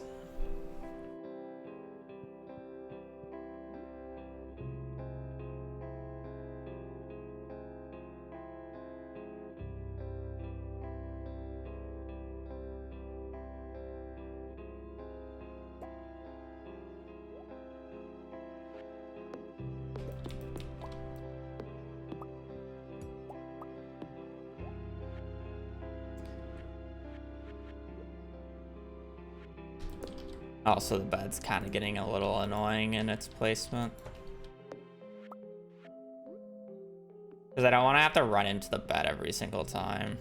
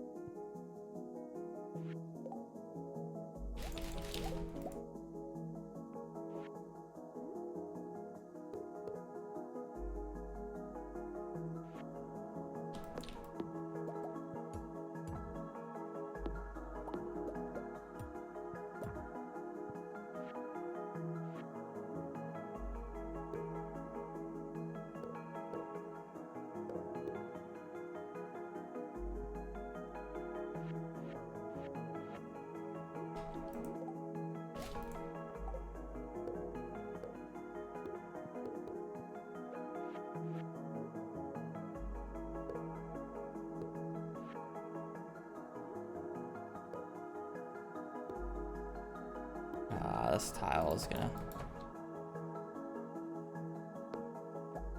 mess with me, isn't it?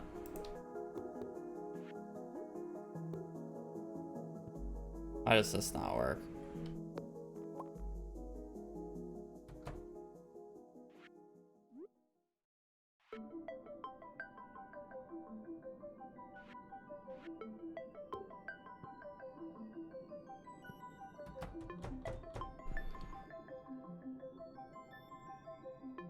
Torches don't work.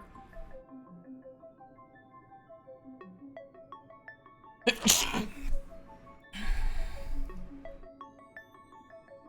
think you need a gate inside a wall with a crusher to avoid anti-softlock.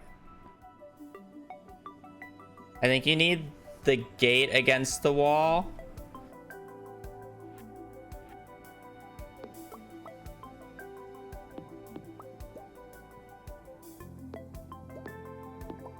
Like in the opposite.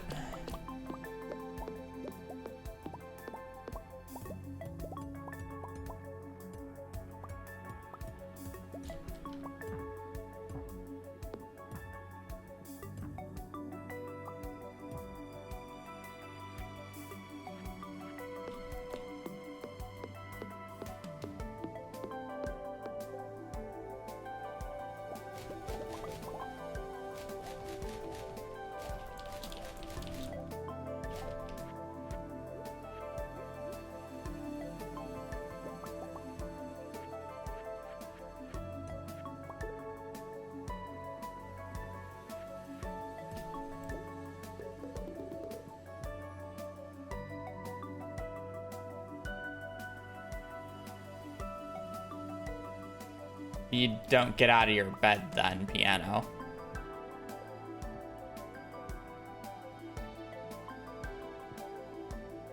Also, I said before, I'm not doing this tech.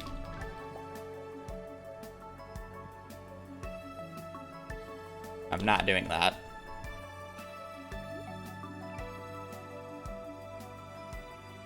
Fence post on top.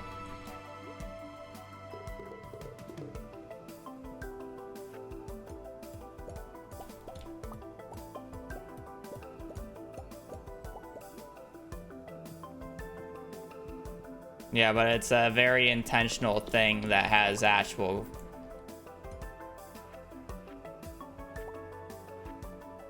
consequences, unlike the other graphical glitches.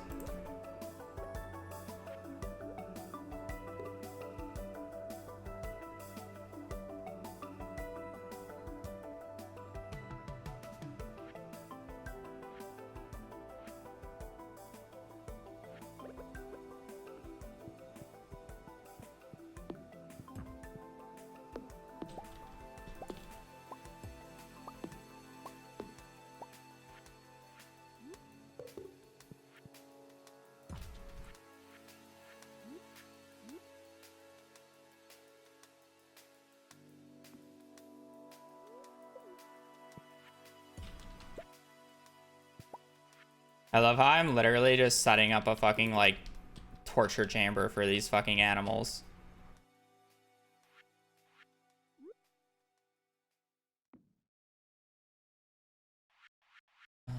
This just doesn't work because I need fence gates down there.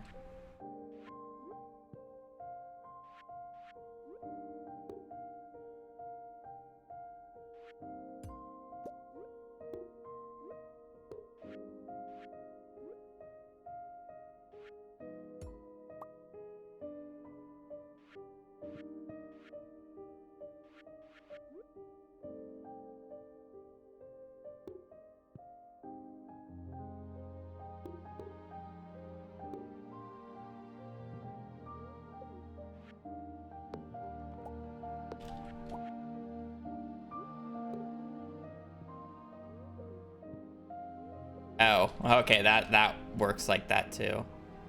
I wonder if that can, like, destroy a chest as well.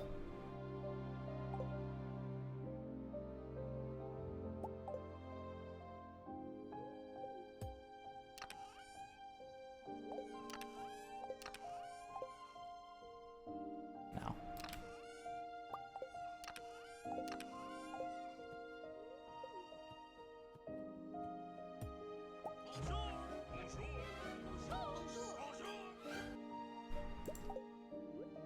Cozy barn house. Yeah, very cozy.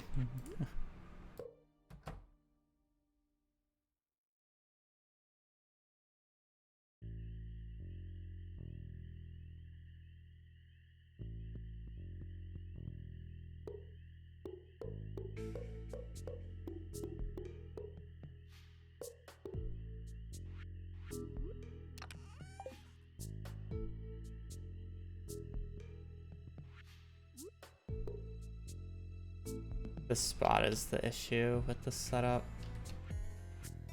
Guess I can move the bed down by one, couldn't I?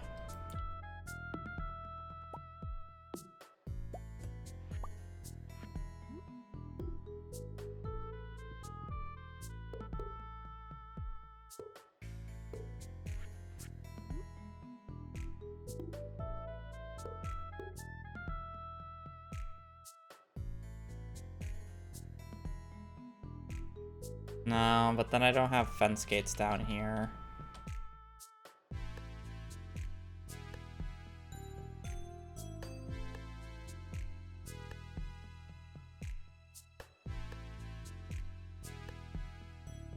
I want 2 beds, I just don't know how I fit it.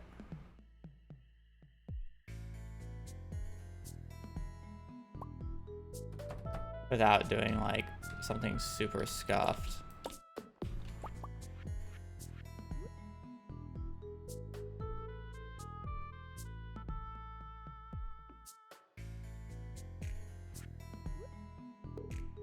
No, that still doesn't work.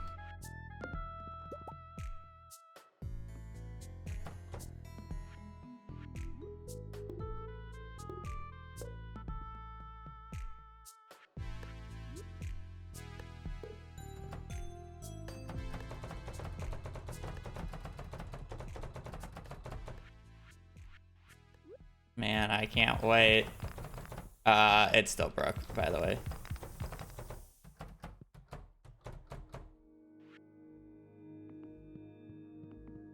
Maybe it's because I was holding up. Oh.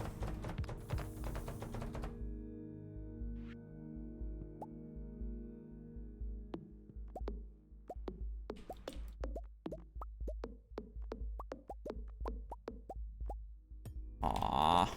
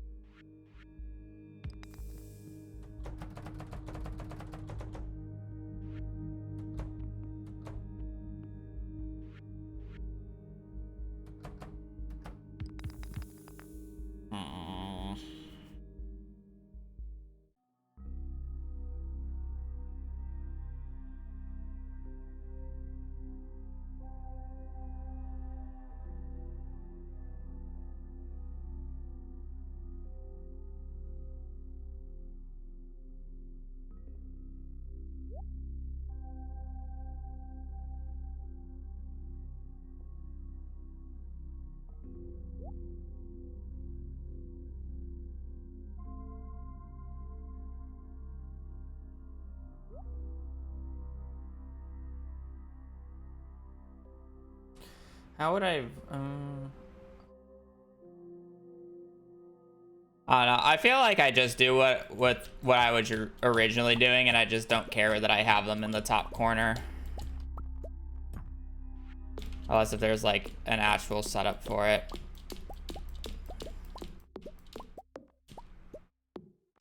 And I just have to be careful about my mouse.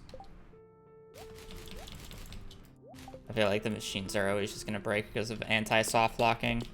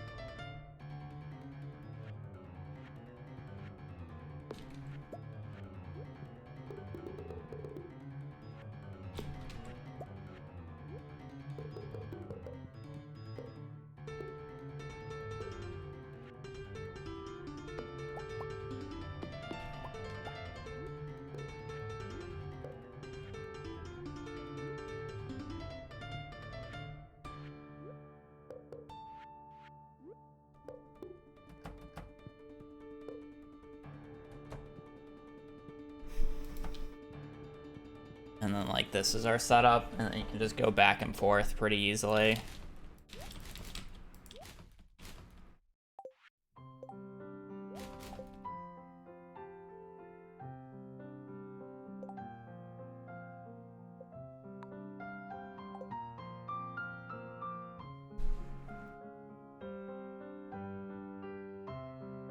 I do wish there was a way to prevent the anti-softlock, but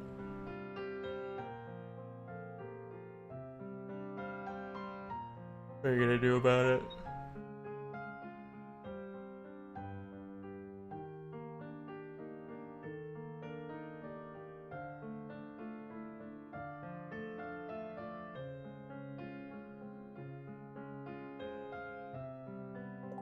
How many is this?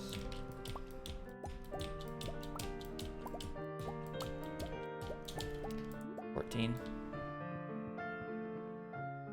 Unless if I naturally get it, I think I can avoid the auto putter. Yeah. Because it should only be 2 months of this. And I'm technically not losing any time because I would, like, I'm losing time, but I'm not. Because I'm still doing the geodes when I should be.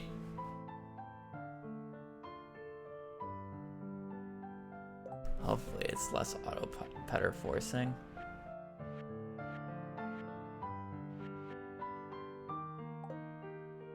Yeah. I wouldn't be surprised.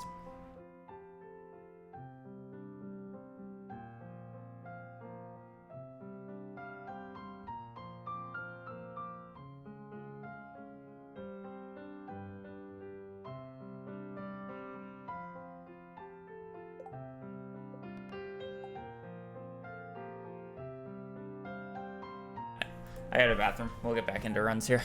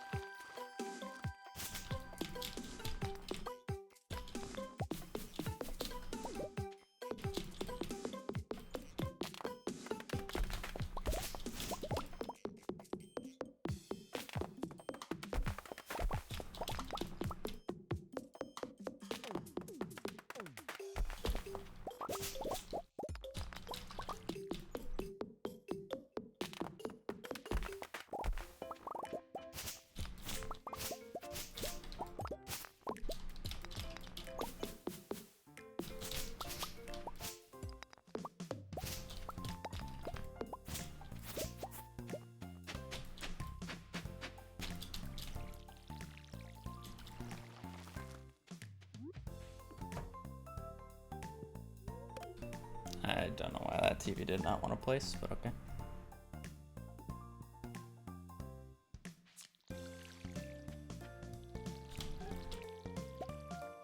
Oh boy, a new run. I hope you like the first 5 days. We'll probably be on the first 5 days for the next hour or so.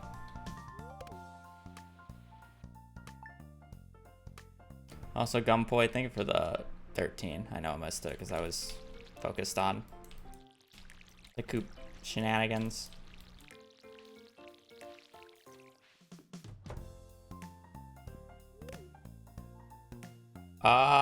We'll be skipping auto putter.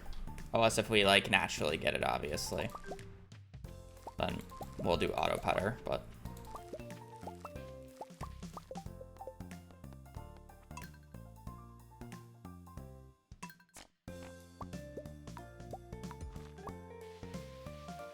I did play 8 hours and reset the timer, yes, because the run lost 40 minutes to an auto putter. So I'm gonna play a run that can't PB anymore because I lost 40 minutes.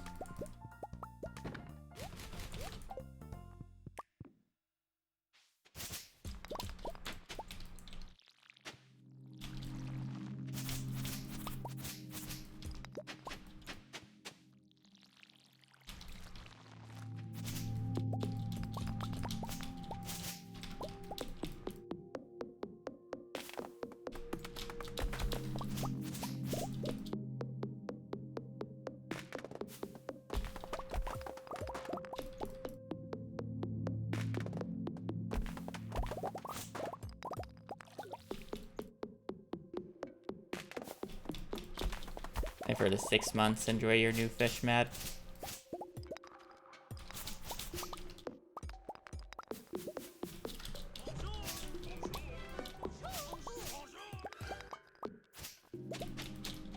Hip hip hooray.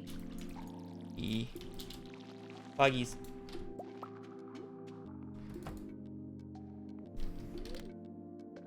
Whoa.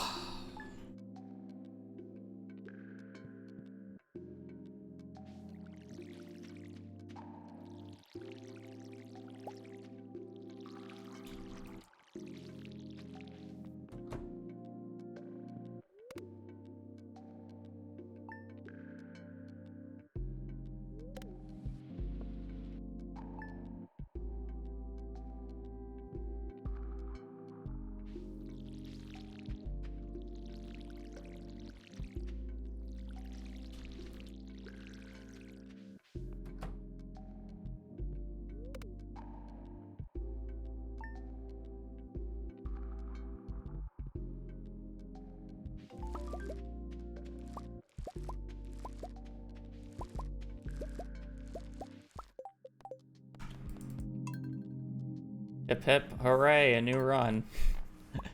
I love parsnips. Waldo with glasses. And was a femboy. We're looking for a gold quality parsnip. I don't need 5. 5 would require a different parsnip setup.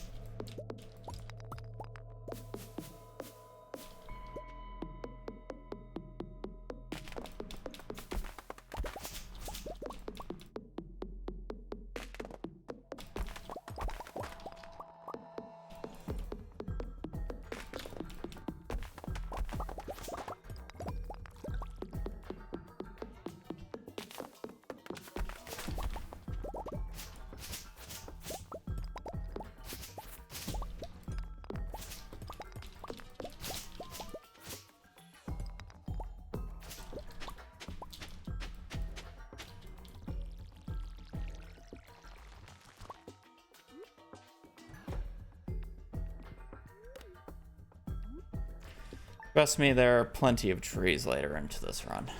I kind of just let the farm get overgrown.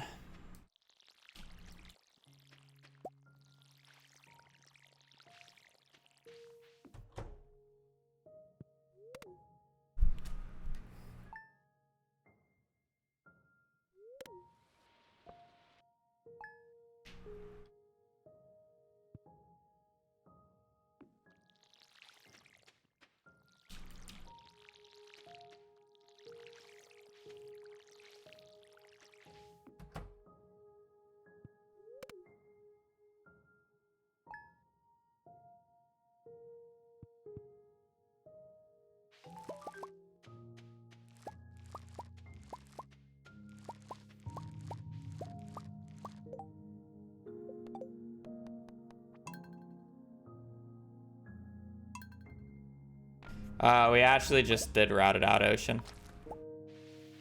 We did a really funny Coop setup where we basically block every spot in the Coop except for a 1-tile line with fences. So all the rabbits spawn in that 1-tile line. And then above us, we set up our row of geode crushers, and we just geode crush while we're running down the line, petting all the rabbits.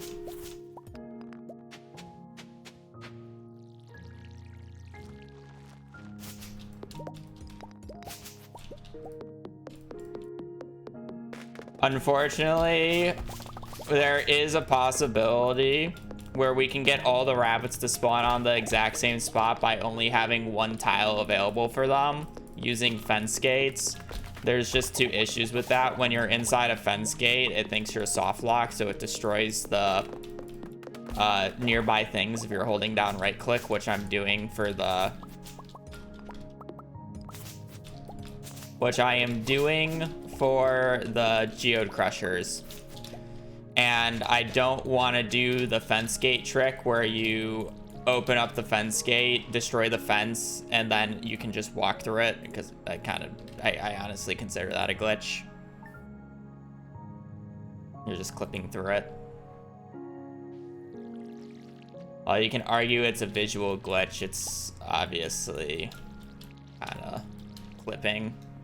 And then it's also like a practical thing where the tune-up is not practical. Do I want to see anything in Stardew 1.7? I don't want to see a Stardew 1.7. I want to see Haunted Chocolatier.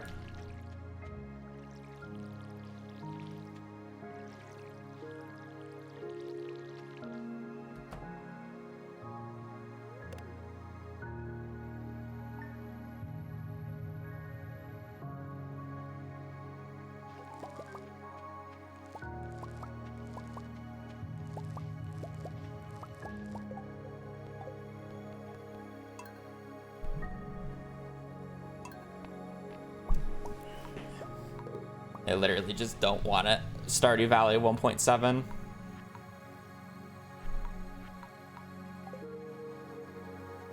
Well, I wouldn't put it past CA to eventually do it. I just, like, you know, I still think Haunted Chocolatier is a year to 2 years off, so I don't really want to see a 1.7 for at least 2 years. Personally speaking.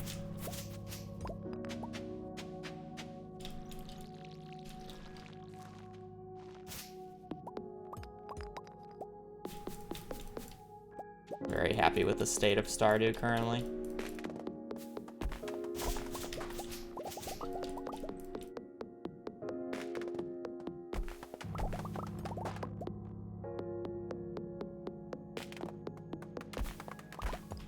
No, it completely kills the geocrushers. Like, it snaps them from existence. It doesn't drop them on the ground. It just completely deletes them, is the issue.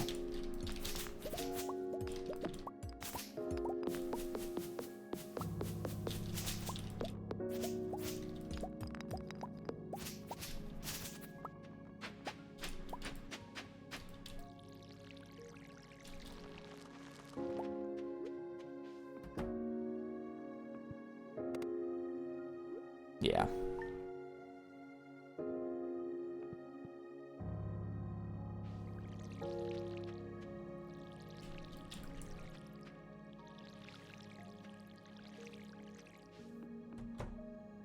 Yeah, I don't want CA to be done with Stardew because I know it holds a special place in his heart, and it like holds a special place in all our hearts, but it's like he's been updating the game for 8-9 years now for free.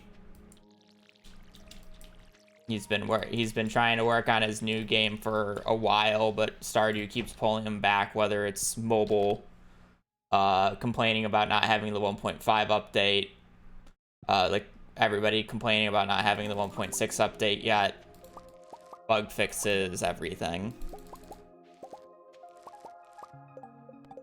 Like, he just realistically needs a break.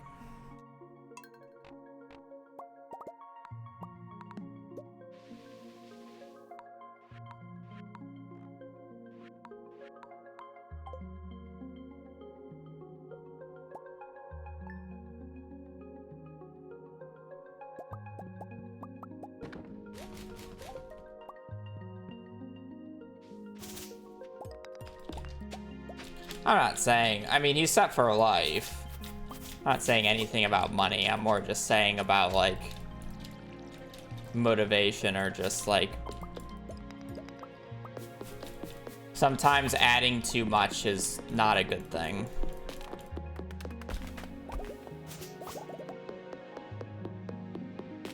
Like, 1.6 actually low-key feels like kind of like it was originally intended to be a update for modders to be able to mod the game easier, but it ended up feeling more of like just a modded update. A lot of things added in 1.6 kind of just feel like a modded thing, and it makes sense as to why. He got help from one of the creators of the Stardew Expanded mod, right? But like, if he keeps adding stuff like that to the game, it's not gonna be like Stardew. It's going to be a modded Stardew, or like feel like it. It'd just be too many chefs in the kitchen, too many cooks. Like, you don't need to keep adding stuff.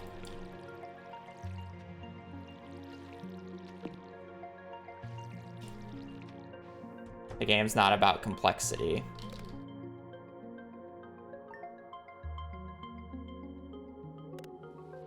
So that's why I personally don't really care to see a 1.7 update. I'm sure what CA adds will be fine, but again, it eventually gets to a point.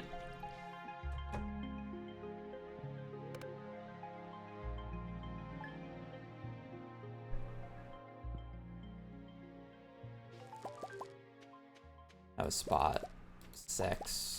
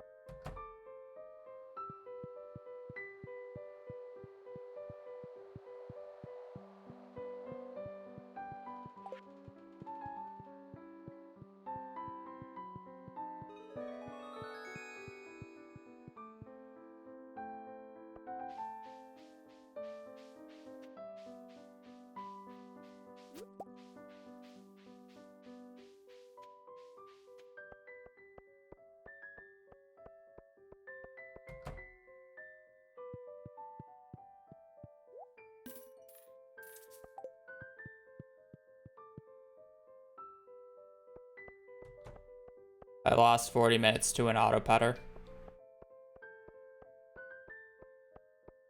Is what happened.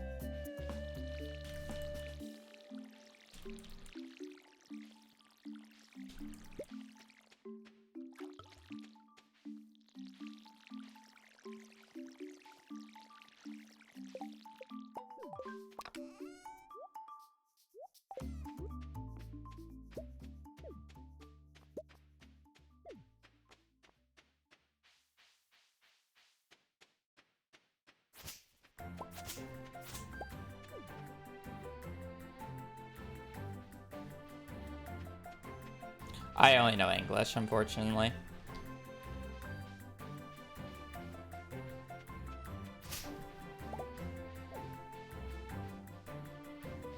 I struggled with even learning English, so learning a second language was kind of just like not gonna happen.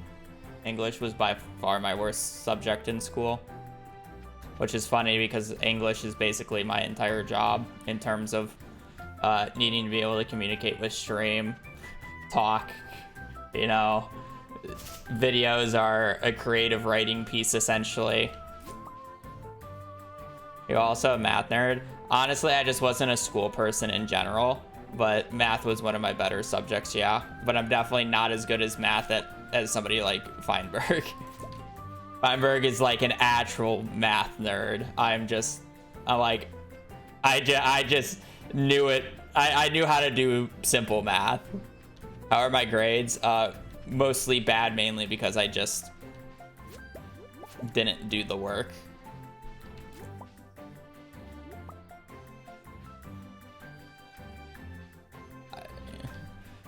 Yeah, I was like, I could do math, but I couldn't do math.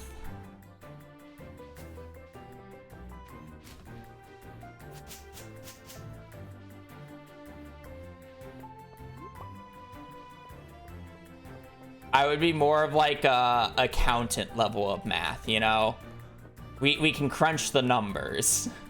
I can crunch the numbers. I just can't, you know, I'm not doing trig in my head.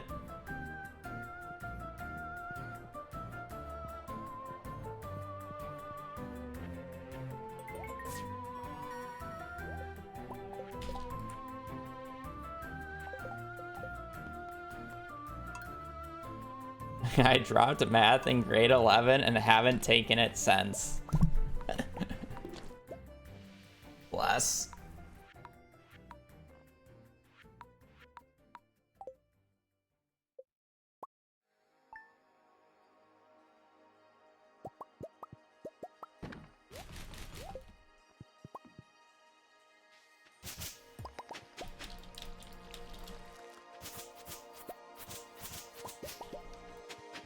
Fair enough.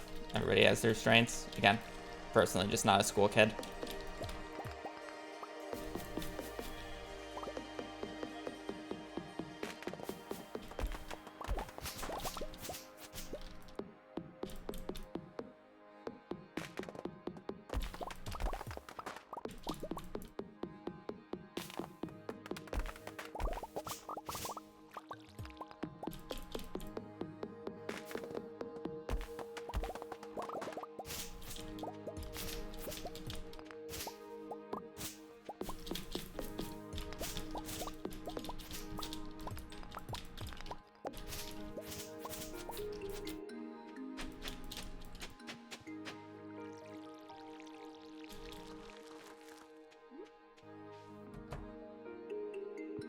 I went to a little bit of college, but never graduated.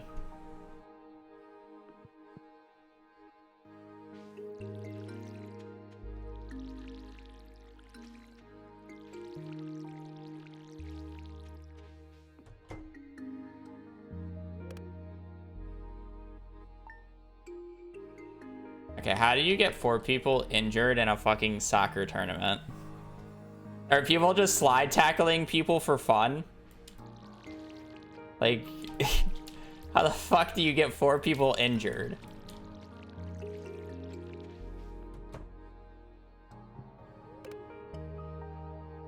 There's no, I mean, I understand that that man has the same frame that I have, but it's like, I did 8 years of soccer without a single injury in high school.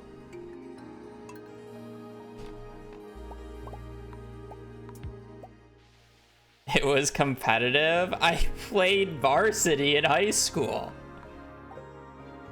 I say that as our goalie had to get stitches in his head twice because he had 2 head injuries during one of the years.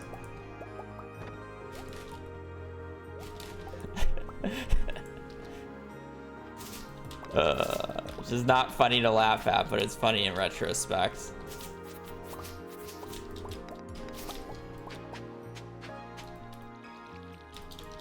He literally got a head injury at the start of the year. Proceeds to he got the concussion. He had to sit out for a while. Proceeds in the very first game back after all the medical protocols was over, he got hit in the head again and was out for basically the rest of the season. You couldn't make that shit up.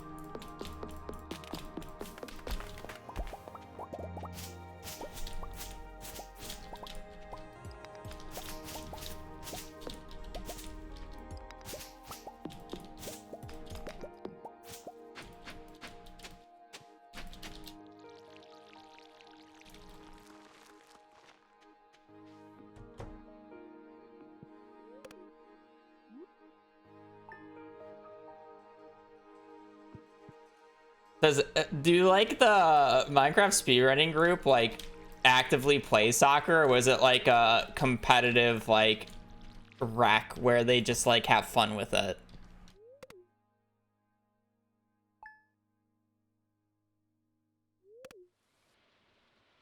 No, just one day of rec games. Okay. I mean, I feel like they got injured not because it was competitive, but more because they had no idea what they were doing.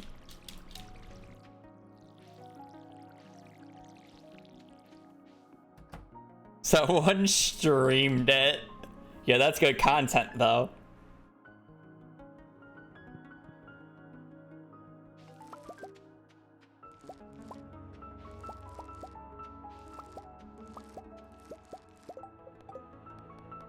Where he said he plays soccer, but somebody fully ran into him in the boards. Yeah, I mean, okay, you can play soccer and still get injured if the other people don't know what they're doing and kind of just run into you. So it's like, it probably wasn't Curryway's fault that he got injured.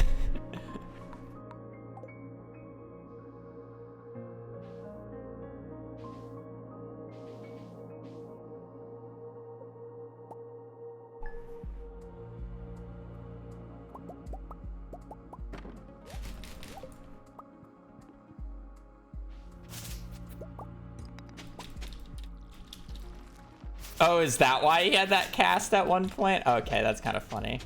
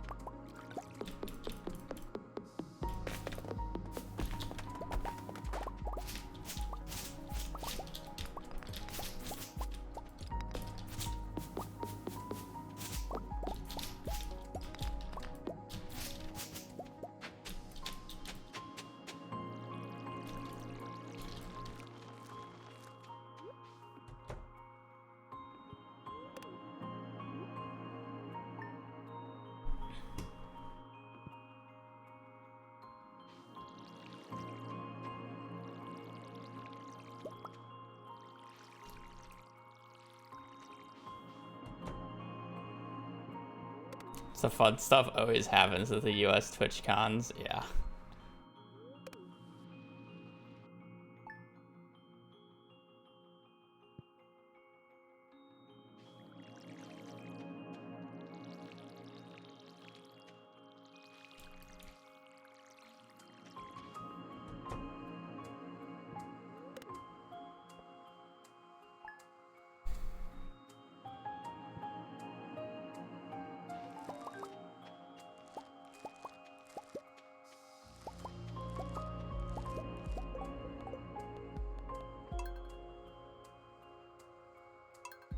Use Feinberg's ult.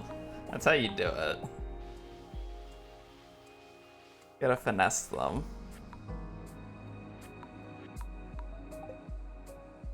Is the partner lounge like actually anything special? I thought it was just like a private room where only they could go. And now that there's like so many partners, it's like not really private anymore. Or run stream. I would if I didn't have the idea of wanting to do a completely blind A run on 1.16 without being coached.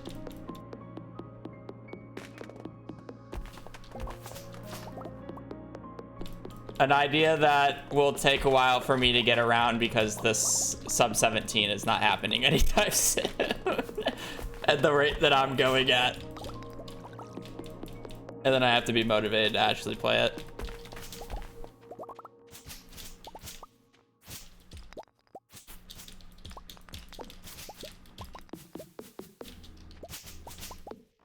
No tracker? No, I would definitely have the tracker.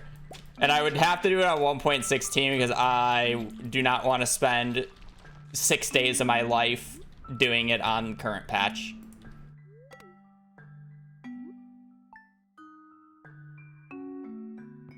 Yeah, it's not.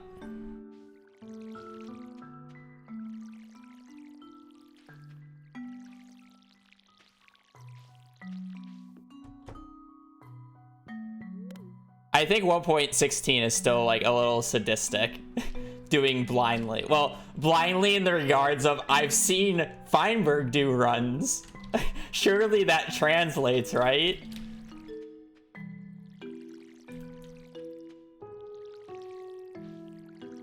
All I'm gonna say is I'm probably going to die in the end the first time I get an Elytra because I don't think I've ever used an Elytra before.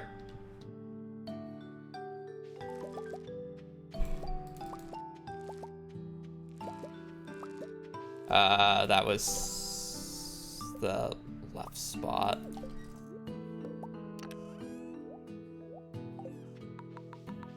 That was that spot. What spot is that? Spot 4.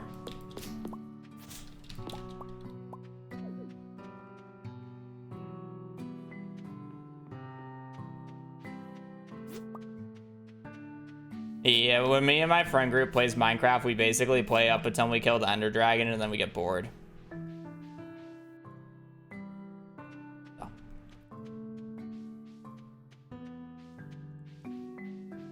Yeah, silvers just aren't enough. We have been actually. I am right. We are currently in the process of going to the final planet of the 4. Making the ship to go there is a little hard.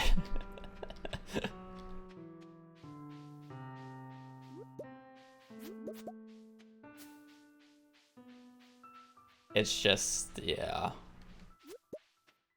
It is, has to be nuclear. It has to be nuclear, and then it also has to be able to get you back and forth consistently because the only resource there is crude oil, according to like the map thing. So if you get there and you have no way of like building a ship automatically from like there, you're soft locked.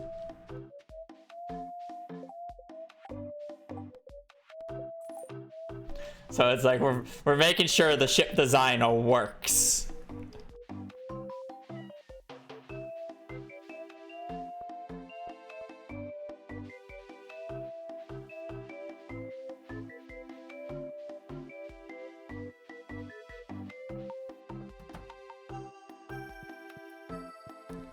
Yeah.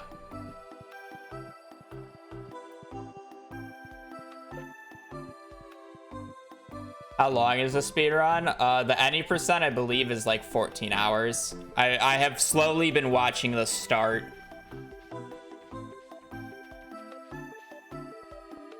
They set up biolabs. Yes, they're a pain in the ass.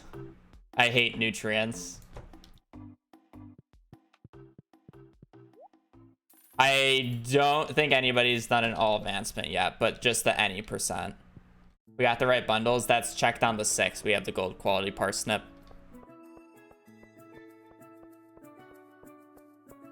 Yeah, I just did not expect farming in my factory game. Like, there's farming in my mining game, and that's like all right, but farming in my factory game? What's going on here? Of course they're working on 100% runs.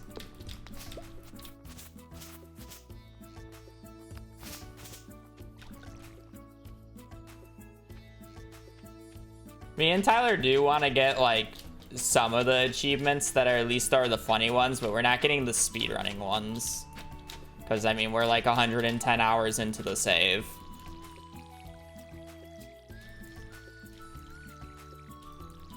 We do want to eat a legendary quality fish, though. That's a goal.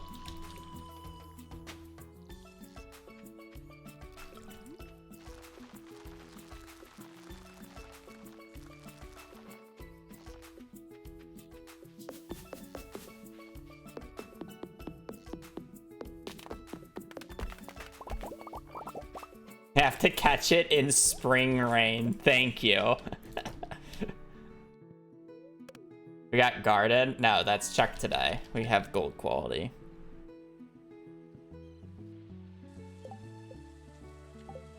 How do I not have... Oh, I misclicked apparently.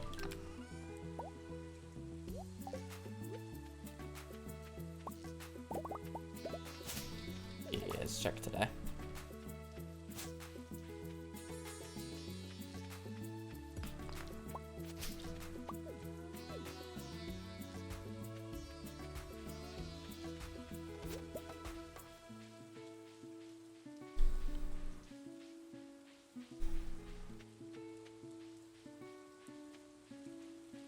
I do have a question, Piano. When you're designing your ships, are you just basic like us who make it into a fucking rectangular box, or are you trying to make it look a little cool? Because I swear to God, every ship we've designed just ends up being a fucking box.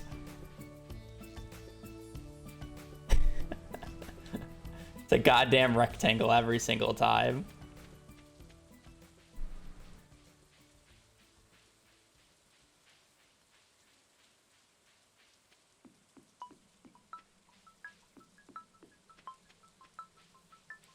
From a slowly profit, I think mushrooms are still technically better, especially with the dehydrator, but they're not good for money still.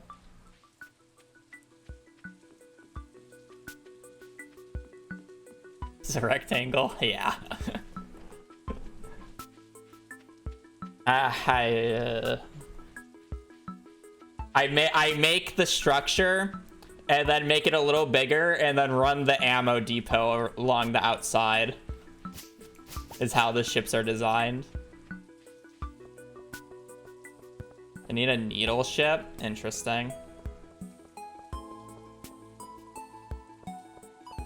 I thought it would just be weight of the like things added. But I guess drag maybe. I gotta mess with it. I'm just enjoying it.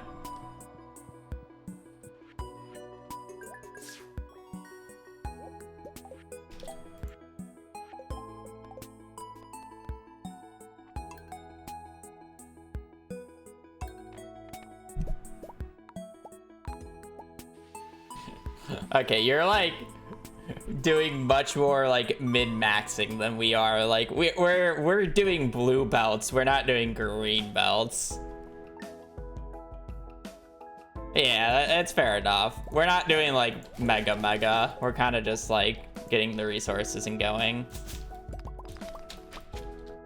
Yeah, but you can only make them on the one planet, and transporting them everywhere is a pain in the ass. Want to figure out quality? It's a gotcha system.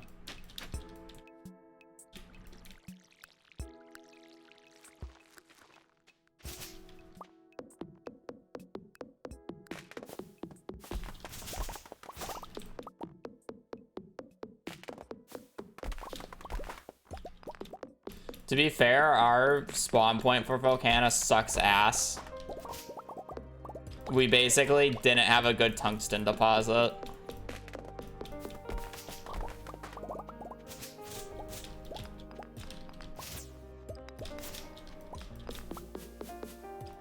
The only tungsten deposit that wasn't in a medium worm territory was basically used before we left the planet.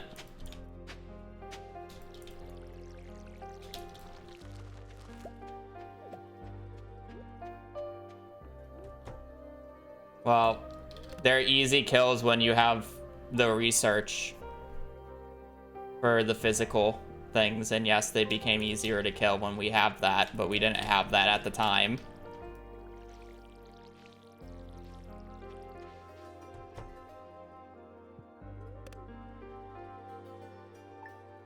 We went to Volcanus first, so we went to Volcanus first. Basically, we left there on a ship that could only make it there. So we had essentially no good way of doing anything back home. So our entire main facility shut down while we were trying to get off of Volcanus. So we weren't researching anything, and we didn't put many research points into the physical damage. So yes, a medium worm was a hard kill.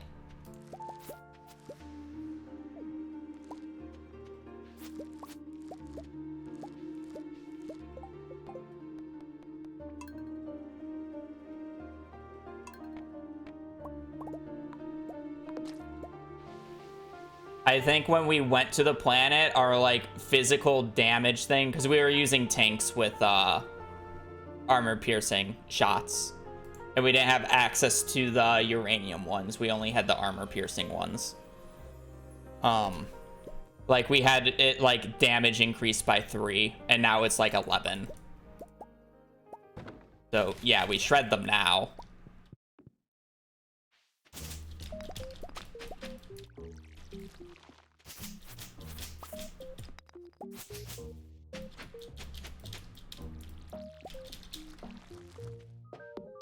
Trust me, Piano, I already knew that. I've seen your min-max playthroughs.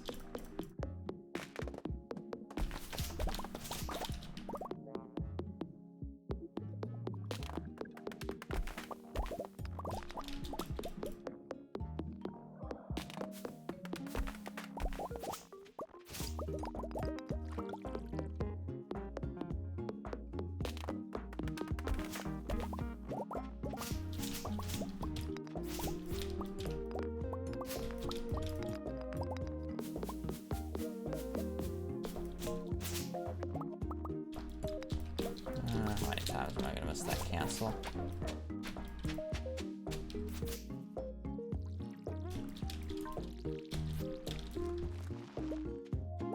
I'll probably do one more gold quality parsnip. I don't think I'm gonna do a long stream today.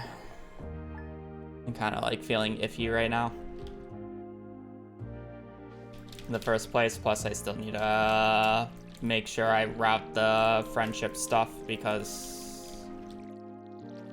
pain and suffering will probably come later if I get a run going right now.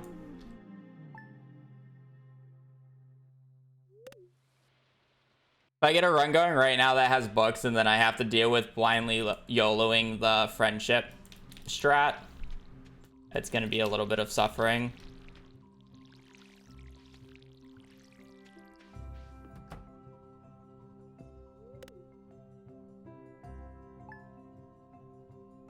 Looks like I've been no-lifing Factorio, yeah. Babies do that.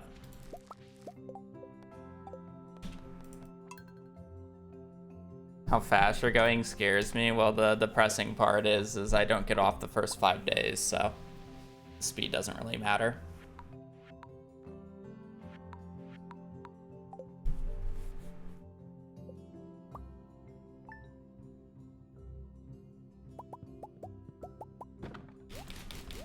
We're talking about Factorio.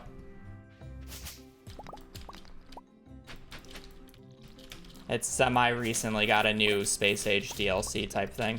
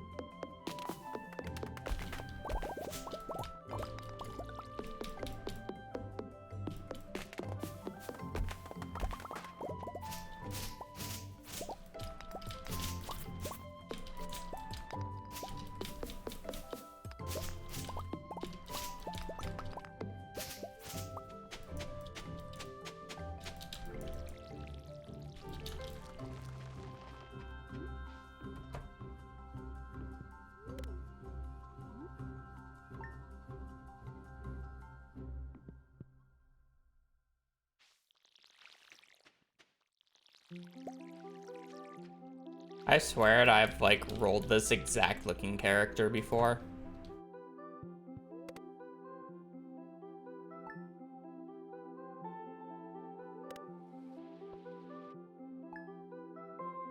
I don't know why. It just looks very familiar.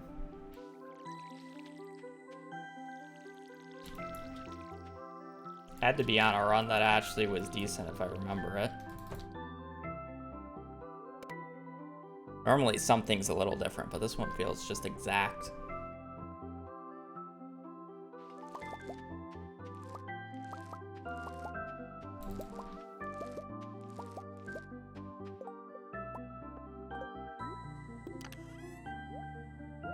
Well, 15's not the best, but...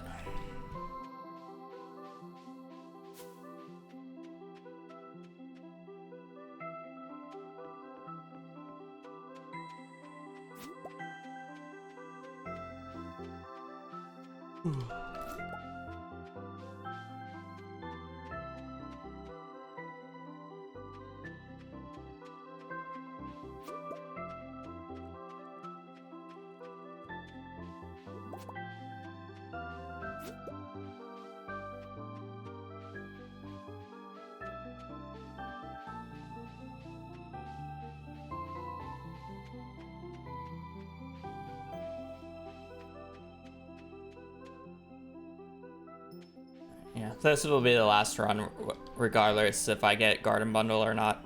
Again, I'm kind of just feeling a little iffy right now. And then I would rather do the friendship stuff.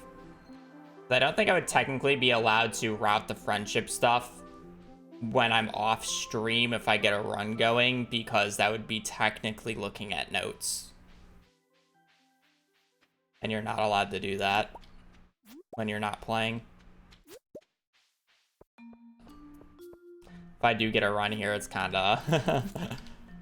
I'm probably just gonna end up hard forcing the auto pattern because I don't want to blindly do friendship in a new way. Like, unless if the run is like complete shit, but...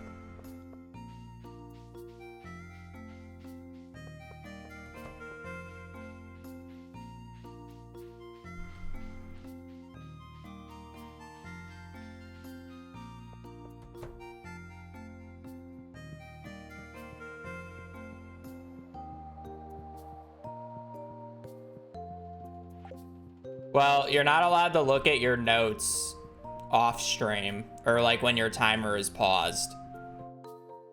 So I would consider doing a reroute or changing your notes while the timer is paused as looking at your notes.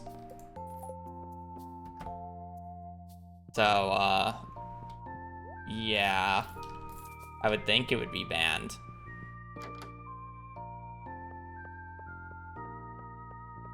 Just by how it is.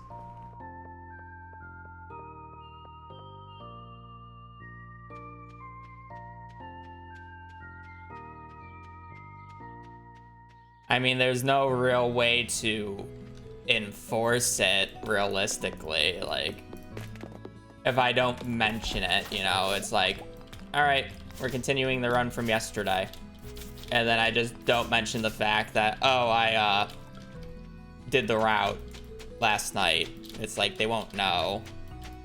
Obviously, because I'm saying it aloud, I'm not gonna do it, but you know, it's kind of one of those things that can't really be enforced realistically.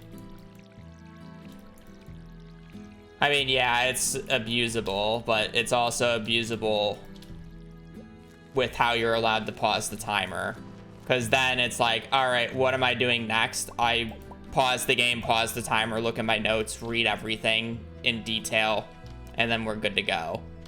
And I can basically infinitely pause because there's no pause break.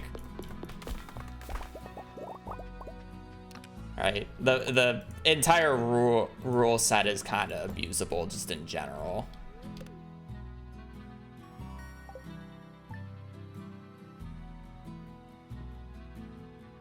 But yeah, I mean, I would agree with you. It's impossible to not think about the run. Like, when I get up and go to the bathroom, I'm thinking about the run. I don't stop thinking. I don't turn my brain off. It's more just like you can't consolidate your notes while taking a break, I guess, is the bigger thing that they're trying to do. And again, I would consider looking at your notes while you're off stream on a break, looking at your notes. So it's kind of just a byproduct of not allowing pause abuse.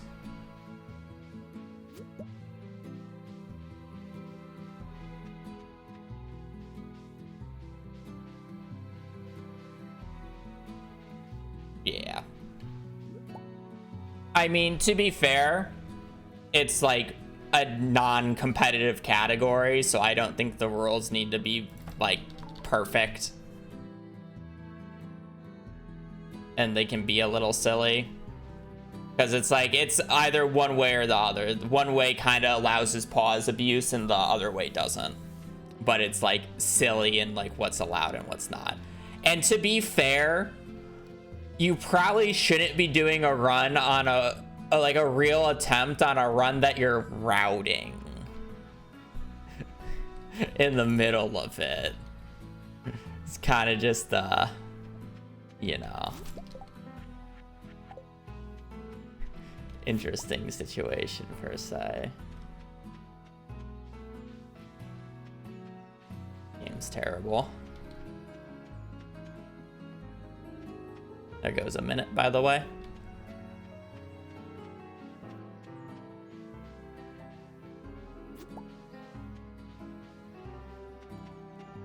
Yeah.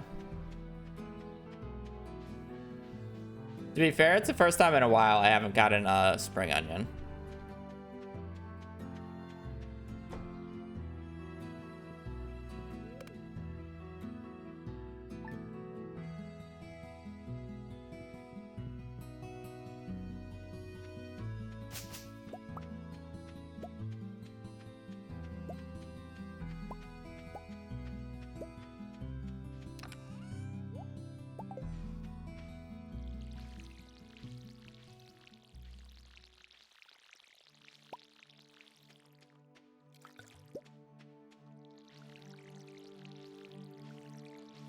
I still have the issue with the screenshot taking 10 years to load.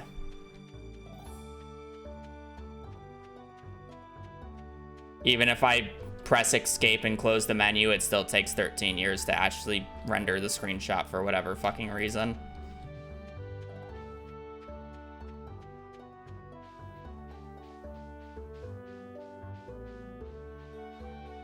So I would literally just lose a minute waiting for the screenshot to load.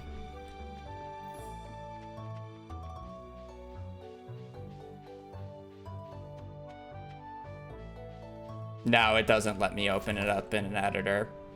The screenshot just doesn't exist yet. No, the buffer was not working for me. Like, the buffer takes so long to load, I can walk down and check the spring onions before it fucking loads.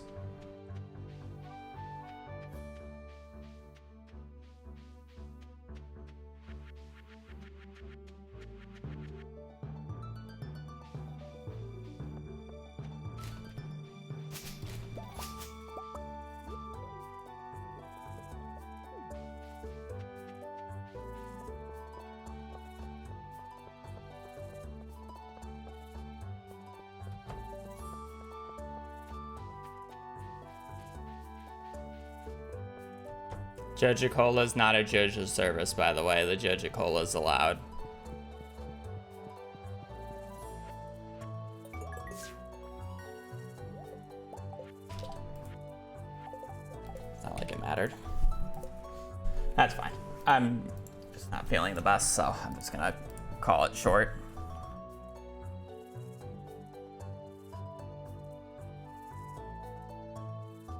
At least we kind of have an idea of what we want to do with the route. I'm gonna have to explain it to V so she can actually add it to the note sheet. Oh, a little bit of a short stream, but that's just how it goes. I'm just not feeling well. Anyways, I should be on tomorrow doing more runs and hopefully with that routed. Yeah, we'll see if we go today. Yeah, that said, I appreciate you guys watching, appreciate you guys during the stream. Again, I'll be on tomorrow, so hope you guys have a great rest of your evening, great rest of your Saturday. Stay safe out there and just take care. Later. Peace.